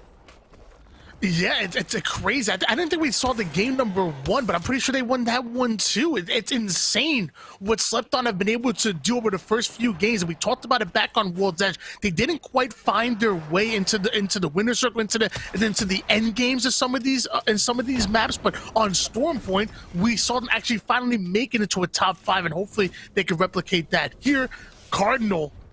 3 players on console. I'm a Cardinal fan. I'm saying, you PC guys, I'm sick of you. I'm sick of all of you with PC elitists. It's about console. Give me Cardinal all day. They're taking the tournament. Woo, look at those shots from Flinzar. Through the fence as well. There goes the ultimate happening on top of Team Intel, but give credit where credit's due. Those wingman shots were extremely sexy. They're going back for the same spot, taking the same angle. Looks like they've used this one before. Sear scan happening through the wall. They're gonna have to figure out how they could get over this wall, but they don't even need to. Discount Preds eliminated. It's gonna be a skyward dive as well. They are getting out of there. Watch out for the tree. They're gonna be a-okay on the rotation. I'm curious if they're gonna just circle back around and gather the loot. Nope, they're going towards the zone.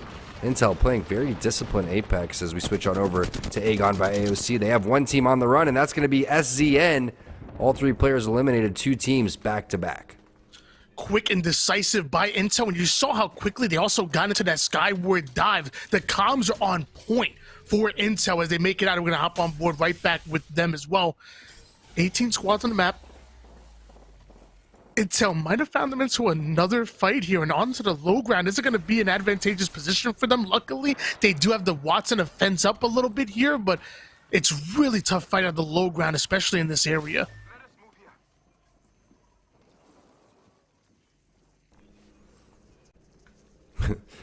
Jet waiting for his charges to come back in and running into some Watson problems over here, but this isn't where they want to set up, so it's actually good that he didn't use his last charge. They're going to go and take another building that they feel is going to be a little bit safer as we see another team inside of the zone. This is going to be Vermouth. Leave no witnesses. They're on the run. Beast of the Hunt has been popped. I love watching this team play so far. This is what Series E is all about, making your name known and creating havoc inside of these pro lobbies. A little bit of Mission Impossible action as Joe Max is going to be crouching inside of the Seer ult, trying to find his way out. I swear, every time I'm in the Seer ult crouching, everyone still finds me. I don't know if I'm good at crouching. You gotta crouch better, man. You ain't much of a camper, though. You need some kind of explosive and a sniper rifle. You just fly at people as Leave No Witnesses taking height immediately. Uh-oh. They're looking to cause some havoc. The black hole goes in. That's going to suck the defense right in, and Leave No Witnesses are going to eat off of it, catching multiple different angles on this building, even in a Bangalore smoke. No aim assist through that. Leave No Witnesses once again will leave no witnesses here. Couple with PK shots, but luckily his teammates have his back. Purple Dragon end up going down. 47 players on the map. We talked about this earlier, Tony. The ability to infiltrate buildings for Horizon is crucial. That black hole through the wall, the enemy Seer was not expecting that, and you could see the lined up reticle for Joe Max, something to pay attention to. He knew exactly what was going to happen as soon as he threw that black hole down. No nade into the black hole, keeping his reticle directly where the player was going to be pulled, and makes it an easy 2 versus 3 for his team to push in. The smokes go down, the digi threats in use. While Renatricky's shots didn't connect as he was hoping for, the damage had already been done. They've done way more than enough to be able to execute on that team fight win. Really heads up play from Leave No Witnesses, and they continue to improve on their score. I mean, they're sitting in 13th place. It feels like they've played better than what the scoreline says.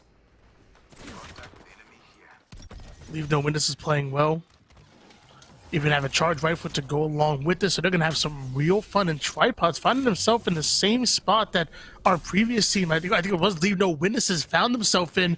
They rotated out of this as quickly as possible. I wonder if Tripods are going to be doing the same, or do they feel comfortable holding onto the low ground? We're seeing the zone pulling far away from Antenna, even a little bit away from Barometer. This is going to be an interesting zone. A lot of open field to play with. Those Bangalores are really going to have fun. Yeah, Team Intel is on an all-bird diet. They are goosing right now, so this is really good for them to get the zone to pull over here so they can be on a breadstick diet after this one because it has not gone their way. Team Razor is fairly close to them.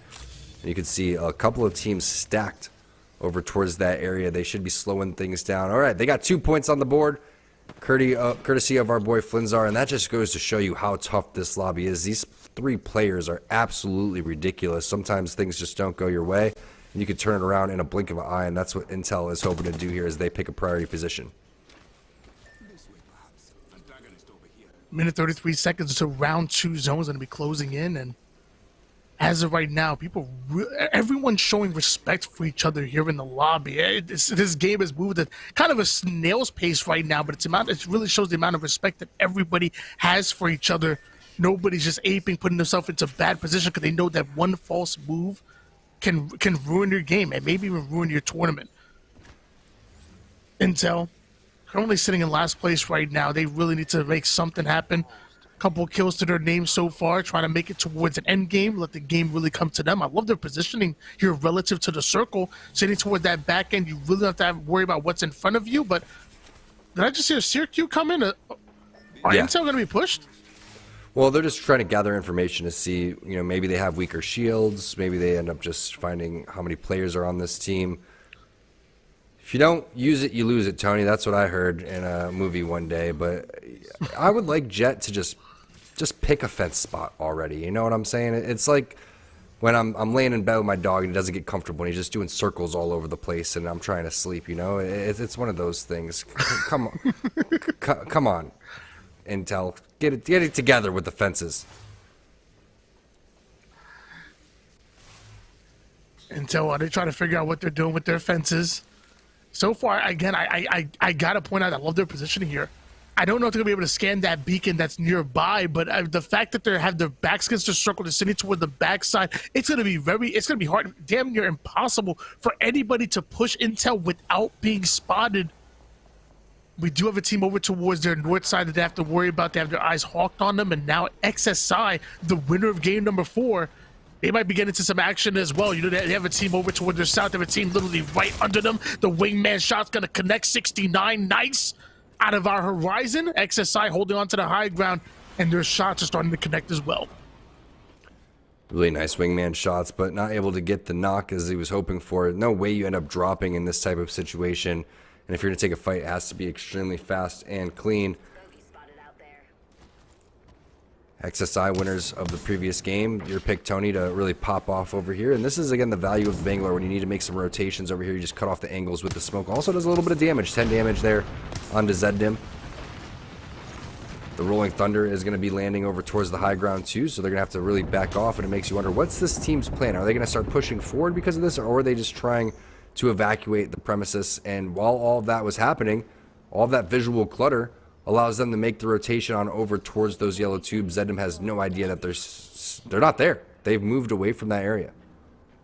And that's exactly what Bangalore is good at. Like you said, it's the smoke that comes in that blocks off that line of sight. On top of that, the Rolling Thunder, it creates such a distraction and visual clutter, like you mentioned, where you get a seemingly free rotation. XSI are still chasing Ghost right now. Like, where did they go? They must be literally right under them, as they already rotated out.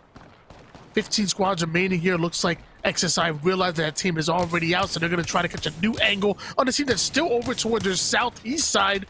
A couple warning shots being fired off by this wingman, but once they'll start to connect, they'll really start to grief, and XSI are very close to claiming real estate here in the circle. And this Bangalore team on the opposite side of them is doing a great job of dodging and weaving where their potential threats would be, and they may have moved up because there's a good head glitch right there on top of the ramp. XSI, aware of that, Zeddim says, hey, we got to watch this area. Don't let these guys get over here. And that wingman will hit. He's got the skull piercer on it. He's got the purple mag. If we can connect on those shots like he did on the players that were located below them, he's going to be able to put in some serious work, sharing the batteries with his teammates because he already had 5 total. Now he has 4.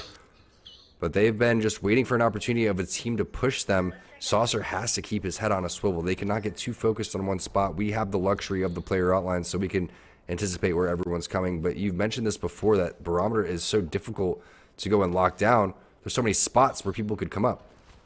XSI always so comfortable playing the edge. Even back when Impulse was teaming with Fearless, they were just such a strong edge fighting team.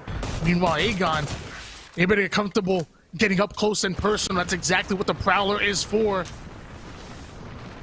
Aurealis was doing a great job of distracting over toward the low ground. I thought he was trying to find a different angle toward the top side, but Karma ends up losing so much health right there.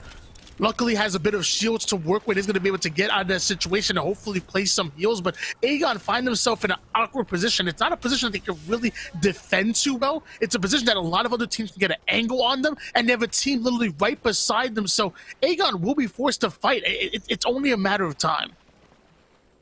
They're on the run right now, and you can see Force has his scan if he wants to use it, but it's going to be the Smokes, and that's the team that was putting down Smokes the entire time. They find a little safe haven underneath the bridge, and this is what we're talking about with the playable areas on Stormpoint. You can find so much cover. A lot of times it doesn't end up being a building. It'll be a rock or some sort of, bamboo in the trees over towards the right-hand side. Respawn's done a great job with this map, and that's why it's used in competitive play. Now on board with Top Gun, Designful still on top of that Pathfinder. And speaking on top, it's Chaotic taking the high ground of the map. He tosses the black hole down, but doesn't look like that team is interested in fighting this one straight up. Takes a lot of damage towards the backhand side. Has to use a battery, and Pubsky gets answered right back. And now it's up to the rest of Top Gun to go and clean up what Chaotic started. And you can see now, with 8 seconds left on his grapple, Designful has to decide what he wants to do. Does he make it back on over towards his teammates? He can't. There's another player behind him with a wingman. They're stuck in between two teams. This is Six Figures making their way. And they do have Top Gun in their sights. Again, the Chaotic Special in the air. Most likely with the R301. He still has not been dropped yet. Drops back down, gets back in the air. Finally, Top Gun was able to do some damage, but unfortunately for them, they do go out in 15th place. Great flank here from Team Six Figures.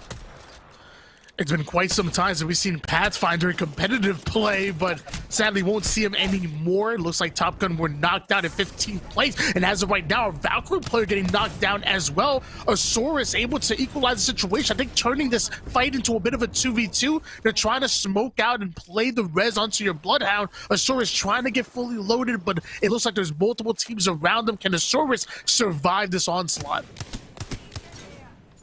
The wingman shots going through for Asurus. Aegon by AOC eliminated. They're trying to get the knock on the player on the ground. Arcstar is able to connect just for a little bit of damage, but it's not enough to actually get the kill. Alberly ends up getting some kills on the Leave No Witnesses. Mike and I going to join on that one. All chaos breaking loose on zone number 4 as it starts to close here in 50 seconds. Horizon Lift on top of Horizon Lift. Scans on top of scans. Armor swap happening for Thales, and a great wingman shot onto Geometrics. God of Gotti really starting to heat up here. 800 damage, and Asurus now should be able to clean up this fight with enough time to hit the rotation as Pubsky gets rezzed. Asurus probably should have died multiple times over, but the teamwork and the individual skill coming out, each and every one of those players have been able to keep them alive, but question now becomes for how long? Tyson somehow playing with their food for just a little bit, able to eliminate SSG, our number 2 team so far here in this tournament. That's a big kill by Tyson. CLG gonna send some money in their PayPal real quick. Tyson not done yet. The CRQ comes in. They know that this is their opportunity to push up. Beautiful shots by the Vault, and now that information is just being absorbed, the nades are going to start to rain down. Tyson now trying to find multiple angles, pinching this team out. It's only a matter of time before they're able to eliminate them, but that zone is closing in quick. Yes, Tankini takes a little bit of damage, but starts moving forward. The methodical Arc Stars are exactly what they needed to do to get out of that situation. While that was happening, Cruzen ends up pushing up the stairs, flanking around. Great teamwork, great bait and switching coming out as we switch on over to Asurus to find out if they're able to take this team down inside of the capsule building. Tripods getting back on the kill feed as they drop XSI. So both of our teams, Slepton and XSI, both eliminated back to back. We'll find a new team to pick very shortly. Maybe it's the team on your screen. Big damage coming in for Borton. The Arcstar is able to connect.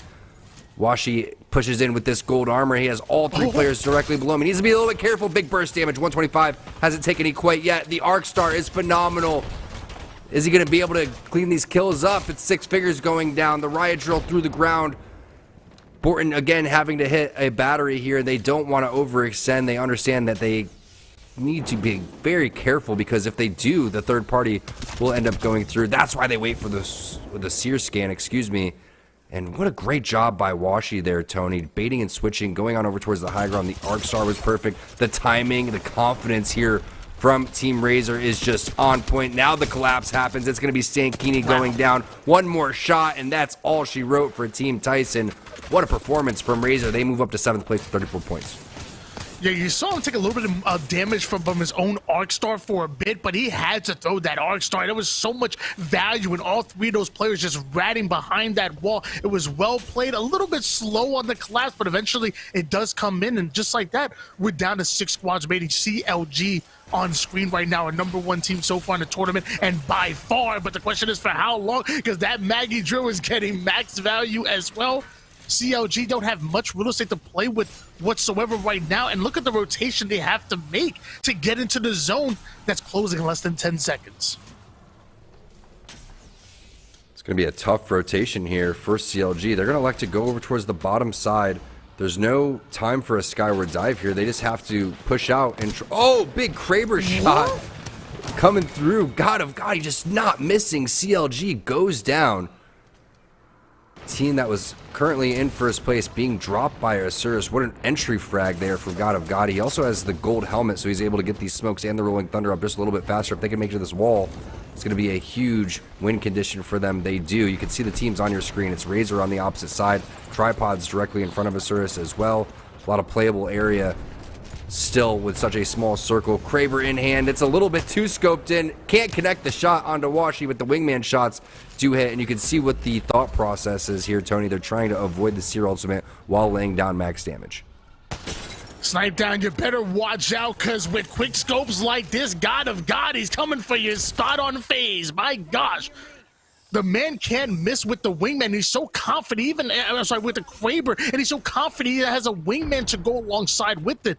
One false move and one missed shot could cost him a gunfight, but God of God, he is so confident in his ability to shoot. Asura is trying to take height here with the Horizon Q. Mara and Razor are now getting shredded from the skies. Eventually, our Bloodhound player does go down, but a quick res going to come in. Razor eventually get eliminated, bringing us down to our final 4. God of Gotti sitting as the kill leader, but now Intel, they're done playing games. They're ready to fight. Intel needs to win this 2v3. Jet ends up backing off. They haven't gotten the res yet on the opposite side because Icy hits him with a nasty Q at the perfect time. But someone's got to stop this man on your screen. God of Gotti, it's Pubsky coming around with the bait and switch. Both players fairly weak. It still is a 2-on-2. It's going to be Jet there with the Prowler. Meanwhile, on the opposite side, Deeds gets a knock for Team Tripods. Both of these teams that were full 3 are now duking it out, and it's going to be Osiris with the big win. They got a little bit too overzealous going for Team Razor, and Vermoth was able to drop Team Tripods. Will they realize that Team Intel is still weak? It's going to be a 2-on-3, but they're fairly weak. Maxi coming in with the Wrecking Ball. It doesn't connect. Armor swaps potentially directly below where Team Intel is, and Intel went from 0 points before this game started to potentially winning this one and turning things around. Riot Drill through the wall. Flank coming in from Flinzar. Shotgun shots are going to connect with the PK from Maxi, but it's a 2-on-3. Can he pull this one off? Both players are fairly weak. If he can land it, it's going to be 1, but it's a flank coming in, and Team Intel takes game number 5. Oh my gosh, Intel may have come out with the win on that one, but let's give a shout out to Vermoth. The Peacekeeper shots, the movement, the high ground, doing everything they can to stay alive as long as they can, but eventually it's a numbers battle. If you're caught in the 2v3, you were caught at a disadvantage. Intel coming out on top in that one.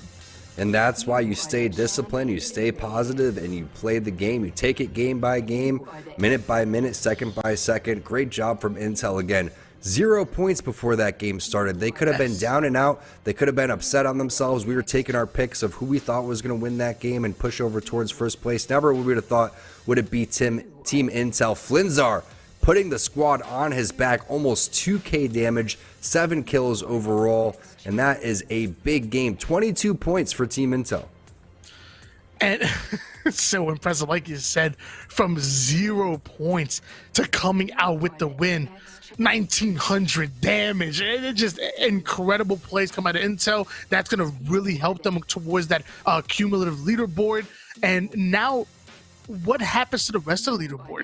Because XSI may have made it maybe to top 6, but didn't have the exact performance they were looking to have. I know CLG got knocked out a little bit earlier than expected. Not sure exactly what's happening with SSG and Mike and I. There's so many questions, and nobody's safe going into that game number 5, and certainly going into game 6. Fortunately, Tony, we don't have to do the math. We just get to cast, and that's my favorite part, is avoiding the math. So let's toss this one on over to Yesu. I'm sure he'll have an updated Mobile One leaderboard for us very shortly. Don't worry, T-Squared. I've been working on my multiplication tables. I think I'll have some scores for you momentarily, though. Big win from Intel. Kind of 0-to-hero performance there in game number 5 as they grab an impressive 22-point victory there on Storm Point. Now we get ready for the final game of the day. But I want to go back to a moment where it almost got all ripped away from them, and that's our Mobile One high performance moment here. And it's a look at Vermouth trying to clutch up.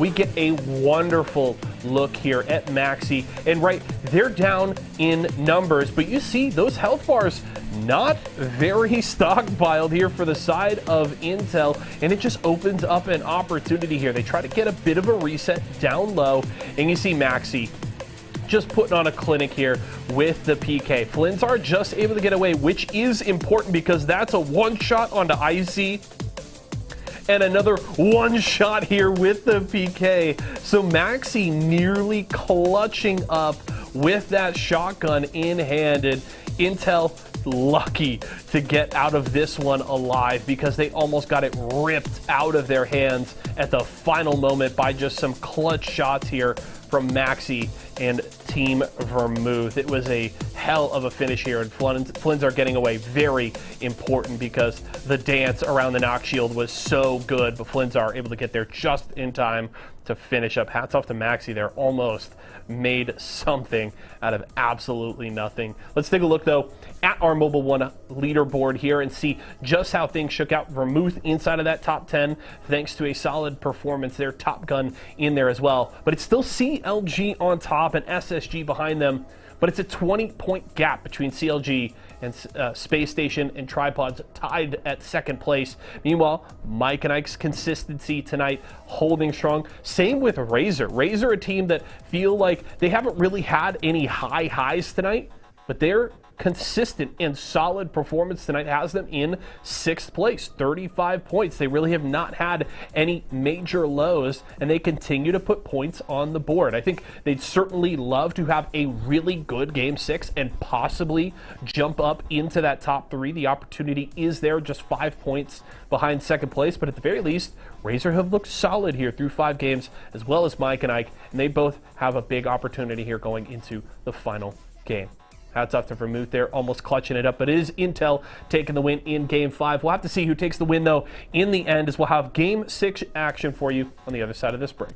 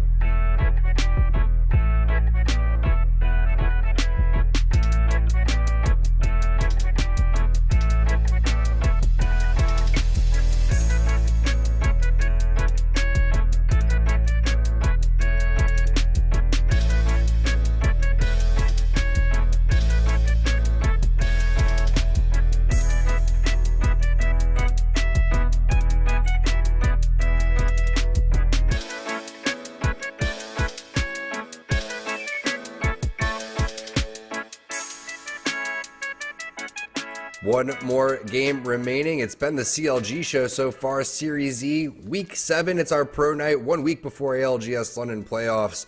T-Squared and Why Not bringing you the action. And we're asking the question before game number 5, which team would it be to win that game and really set the kind of stage for this next game?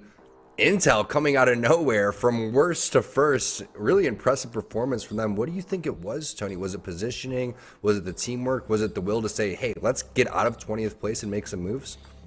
I think it was a positioning and really confident fighting, and Intel clearly understand how to play zone, clearly understand how to, or I should say the edge zone, how to get into these favorable gunfights and come out on top. And it was well played by them. Even though they didn't have the best tournament so far, they showed in that game number 5 that they clearly are competent and they clearly know what they're doing. Huge win by Intel.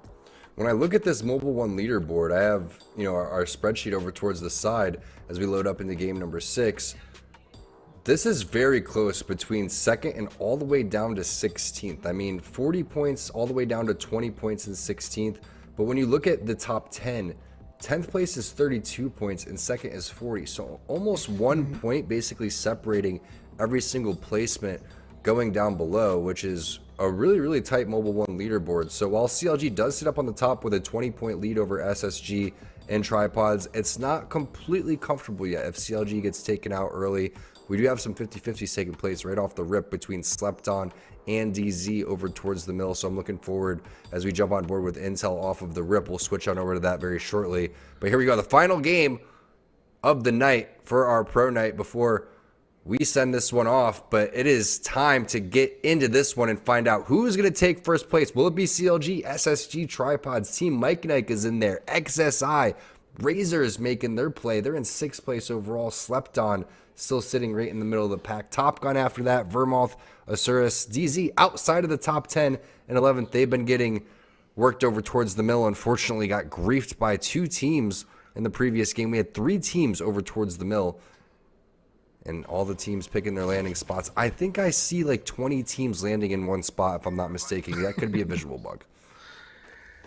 This could be the tightest race to the finish that we've seen here at Esports Arena. The only team that's somewhat comfortable right now is CLG with their 20-point lead, but another miraculous play by anyone can get them right back into the game. This is going to be an exciting game number 6, and Aegon already losing a member of their team turned into a banner. Immediately they were able to retrieve it, but it looks like Aegon are going to be forced to rotate out. This 50-50 gunfight not going in their favor. CLG gets a couple extra points, so now they separate themselves a little bit further from the pack. They're the first team to pick up a team wipe onto 6 figures. We did see Oralis get dropped, but that wasn't the full entire squad. Aegon by AOC still alive here as Force trying to figure out exactly what they want to do. A little bit of controller drift coming in for Karma. They're going to send it on over towards the wall, waiting for that grab lift to come back up to make it over towards the zip line. Looks like they're just going to end up leaving their teammate and playing this one as a duo. We did see Razor earlier on World's Edge have a phenomenal game as just a duo, so it's completely possible, especially with the armor situation. Force is going to have to get an upgraded weapon. Keep in mind that Turns is taking a break right now. Looks like he hopped off and Karma coming in and filling. So they do have a sub as we take a look at that mini map to find out where the zone is going to be. It goes directly over towards where CLG is, Command Center and Stormcatcher. So I don't see CLG being outside of first place unless something absolutely crazy happens and multiple teams send it onto their building. They're in a perfect spot already. Going to be an interesting rotation out of Top Guns, who are sitting right outside of Lightning Rod. They have the opportunity to play that armory and maybe take a sneaky route into the back end of the circle. They have a lot of different options there where teams like maybe like Tripods, for example, sitting inside in 2nd place right now. They want a big win. They're going to be playing edge definitively, trying to fight their way through the likes of like Barometer, which is not an easy run for them. Luckily, they're a great edge fighting team. They're comfortable in these fights. This is exactly the play style that that they want to play. Maybe, just maybe, Tripods come with the first win in a major tournament Apex that I've seen them in.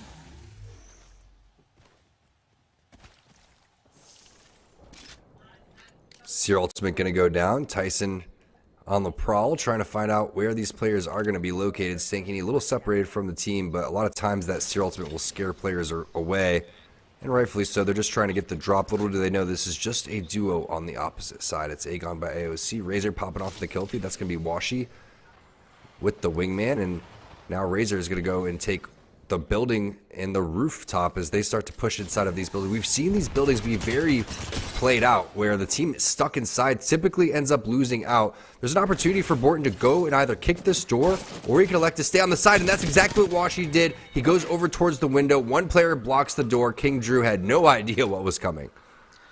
Razor able to deal with King Drew with the quickness, and now one of the more consistent teams so far in this tournament are looking to have a breakout game here in our final one on Storm Point, and that care package is landing towards them as well. So Razor not out of the water just yet, but if they win their next gunfight and are able to claim this care package, that can be great for them. I just noticed on the screen, looks like Cardinal ends up getting eliminated. SSG stand between them and this care package. Looks like SSG want their hands on it as well. SSG with the smokes, easy pickup for them. We'll find out if it's going to be an early game weapon. It's just an armor there for Alberle. It wasn't even really much of an upgrade. Blue to purple.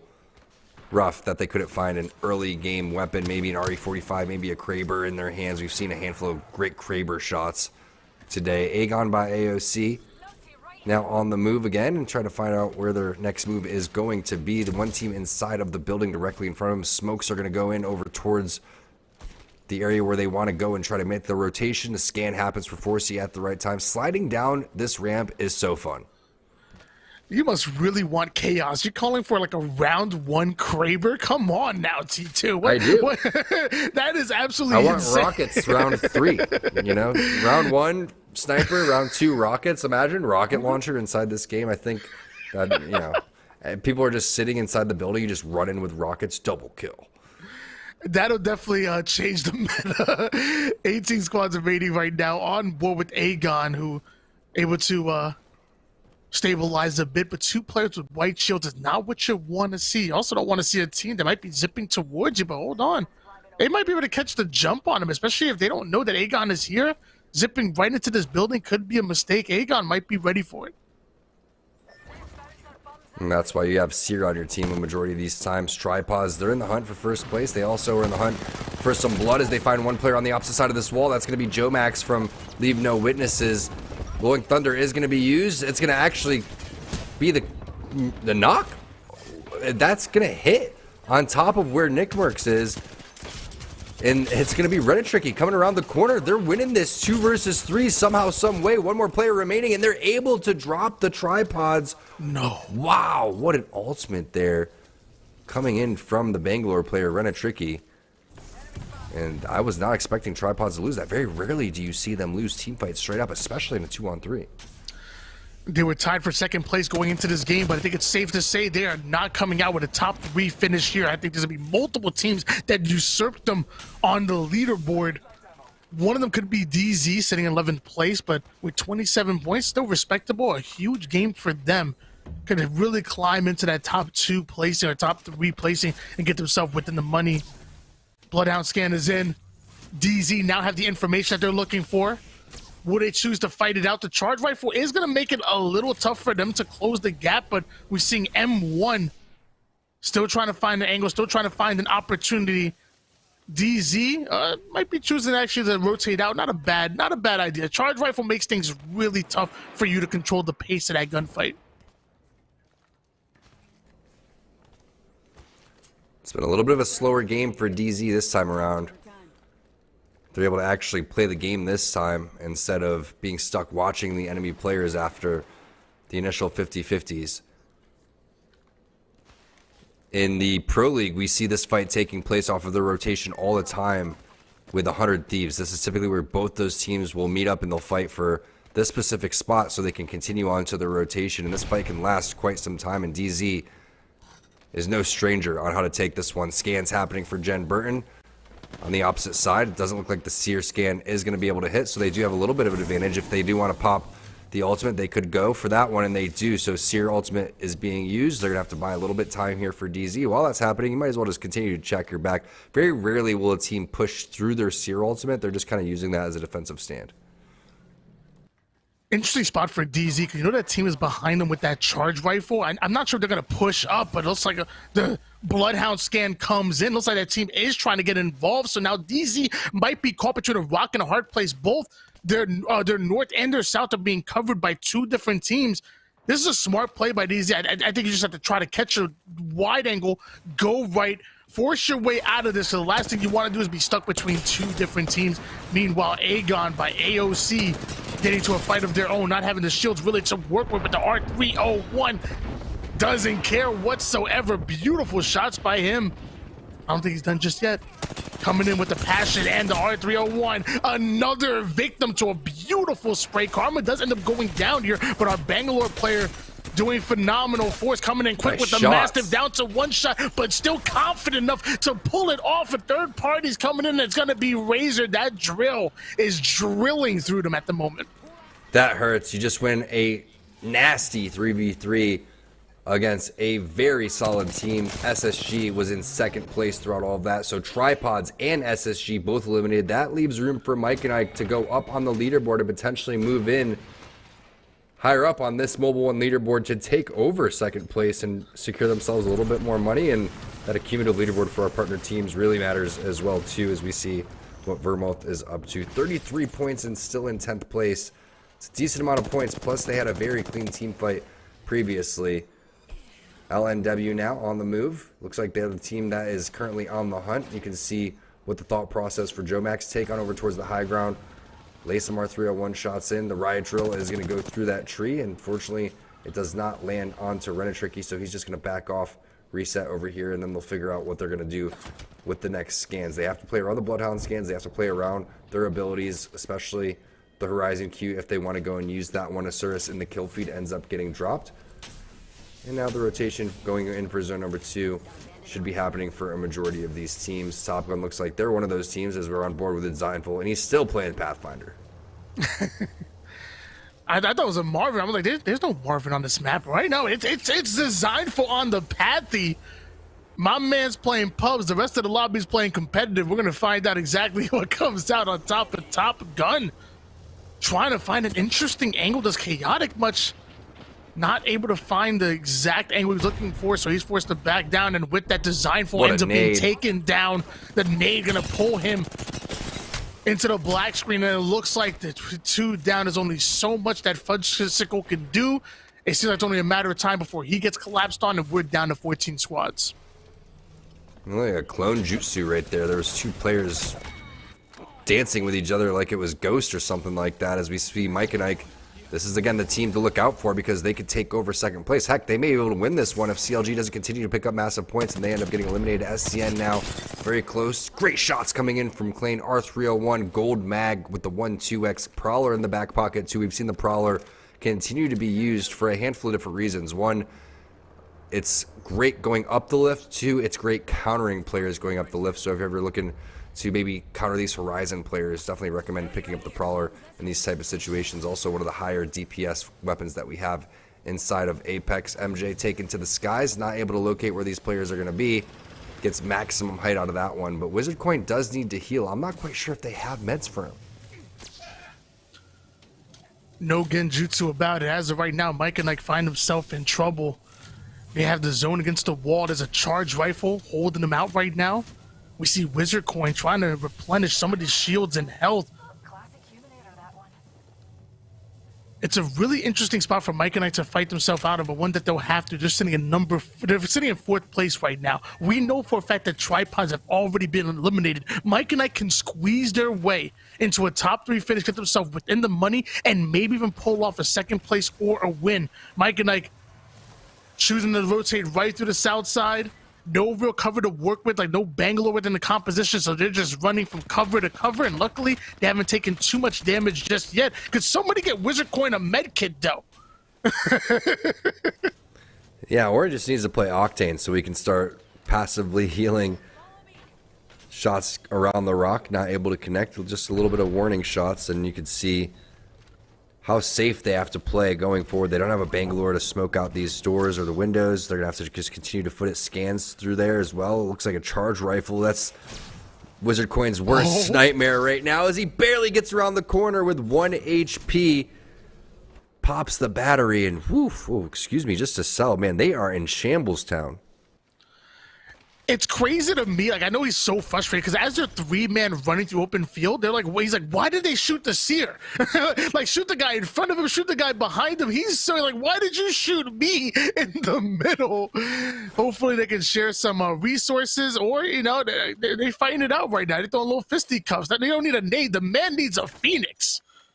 Yeah, he's going to elect to knock himself because he's going to have more HP if he gets res. So this is smart. They even have the gold knockdown res, so next level strategies here. You know, do that in your rank games, guys. It'll always work. Your teammates will not make fun of you. Oh, Nano's there. They're gifting points now on over to CLG.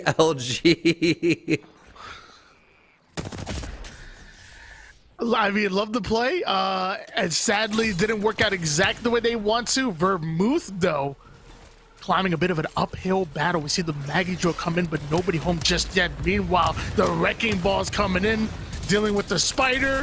But you gotta watch out for that Horizon. Oh, that's coming in and getting griefed immediately. Vermouth gonna find themselves 2 down immediately. Hundor, look, hitting shots to R301 despite being through the smoke. Now, I mean, he didn't have a Digithread in R3, but he does have one on the Peacekeeper. Horizon gonna fly at him.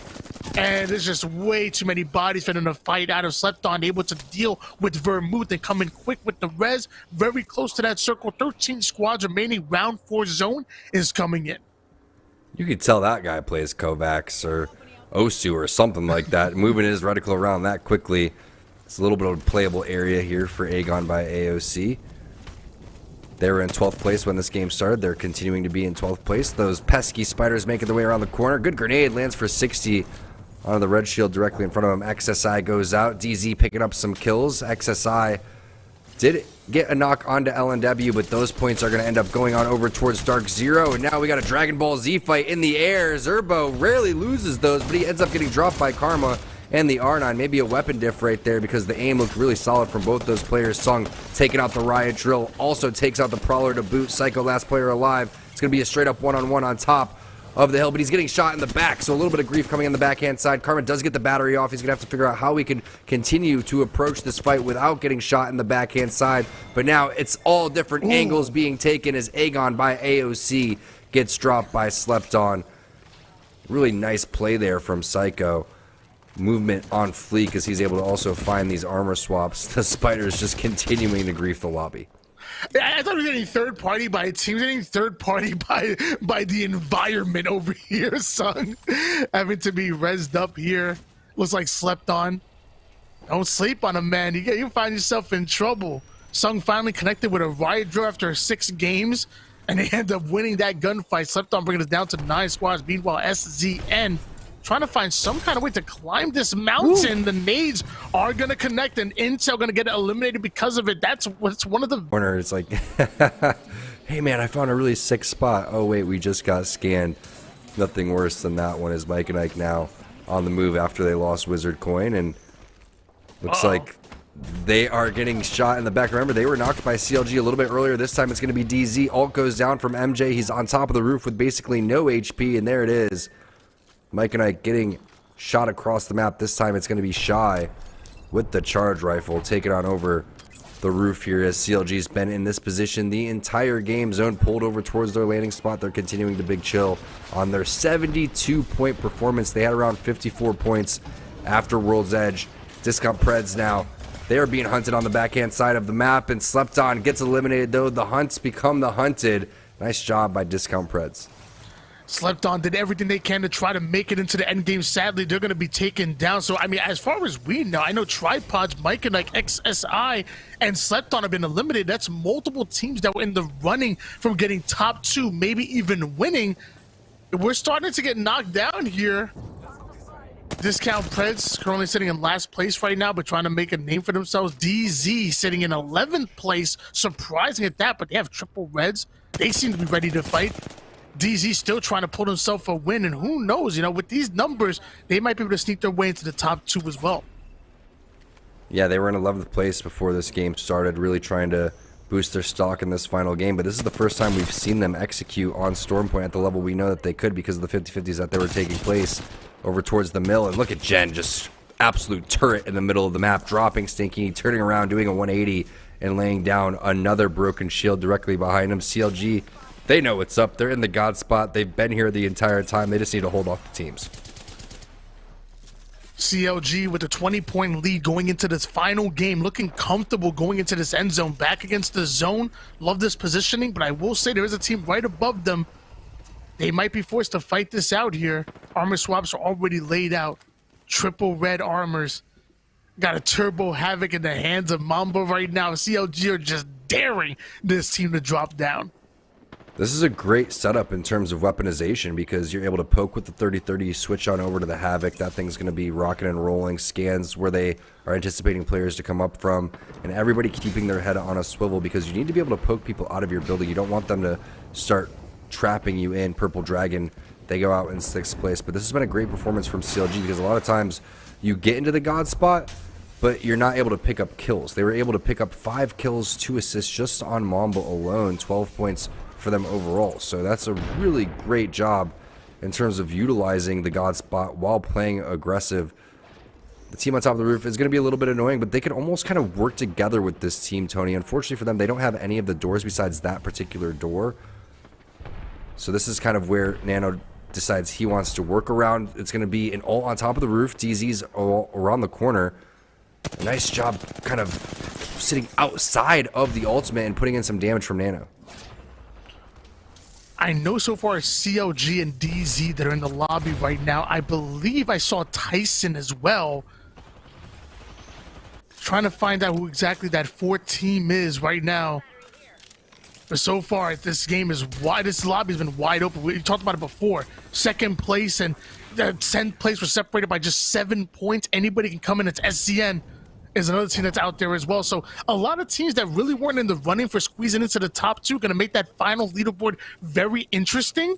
But it's still CLG that are trying to put their stamp on this final game, put a stamp on this tournament, and claim it for their own. DZ right above them. CLG on the low ground. Almost seems like they're working together, like you said. And you know what? CLG switches compositions again here. If I'm not mistaken, they won 2 out of the 3 games on World's Edge. They were playing different Legends when Stormpoint started. They end up switching again because Mamba was playing on Cossack. This time he switches on over to Bloodhound. So we're seeing a lot of different layers to the CLG strategies here, and they're all viable. That makes them a very scary team in my opinion. Final round closing. All 4 squads are full. You can see what the thought process is here for CLG. They really want to eliminate this team directly below them. Smokes going down. I'm not quite sure if that was Shies or if that was from the enemy team.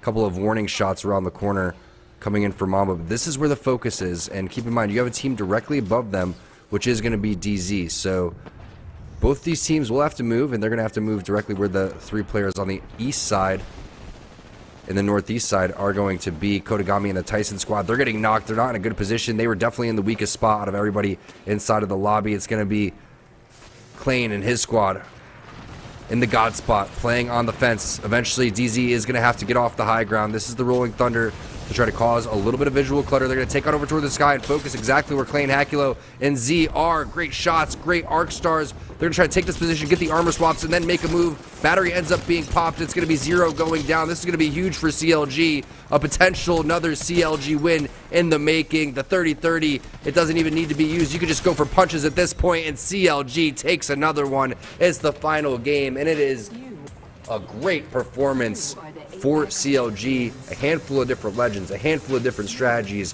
one result, and that's first place.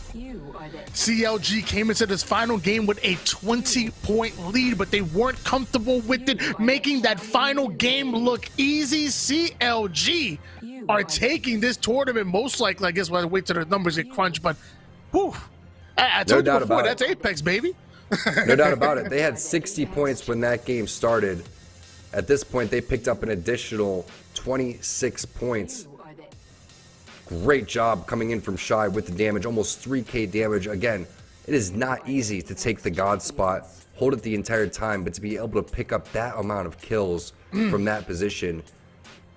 CLG is a scary team at this point. I mean, they're playing really unorthodox legends and compositions when it comes to World's Edge. This time, they switch midway through Storm Point, go with something a little bit more aggressive. It works out for them. Granted, they did get the zone pulling over towards them, but you can't say enough about how CLG played tonight. My teams that I play with don't pull off 14 kills in an 8-hour session. They pulled off 14 kills in just one game in a competitive tournament. CLG showing exactly what we thought they were. They're a damn good team, and every other team in the league needs to be watching out for them because they're going to be coming in really hot into the ALGS.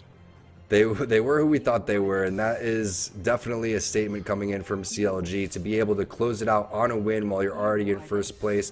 Big shout out to our partner teams. Big shout out to all of our pro teams that have filled in, some of our open teams that came in and filled in as well. It was a great night of Apex, great casting with you as well, Tony. Glad to see you back. Hope to see you more here. And we're going to toss this one on over to Yeso. Thanks everybody for watching our pro night. Yeso, take it away.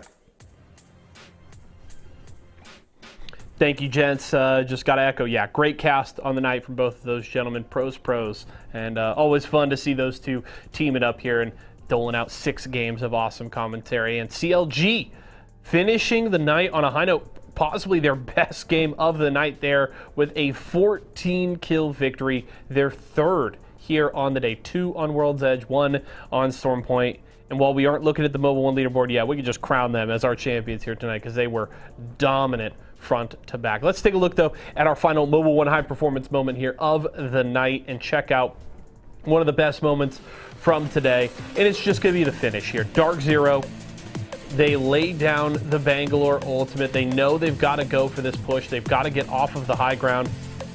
Smokes are out, Bang ult out, and they just get what they can out of this. You can see shields broken on multiple members here on the side of Season. So Dark Zero able to do a lot of work, but not enough to get the win because CLG gets to play it slow, come in for the third party, and it's just a couple of quick 30-30 shots to finish it off, and CLG grabs the win. But, I mean, this is Dark Zero making the play that they have to make. You heard T-Squared and Wynut setting it up that they were going to have to leave this high ground, and it was just whether or not they could get over here and get a clean and quick finish on Season to maybe hope for the reset. But it's such a hard play when you don't have a clean sightline on them from the roof. You have to go to them, and while the Bangalore ultimate does give them some good assistance, ultimately they have to put themselves in harm's way just to get that first knock, and it ultimately means CLG gets to push in with that third-party timing and grab the victory. But still a solid showing from Dark Zero tonight, but it was CLG's night here on Series E. And let's take a look at that final Mobile One leaderboard. They finish at 86 points. Dark Zero does grab that second place finish there with that final game, 4 points ahead of Slept On, who get up to 43.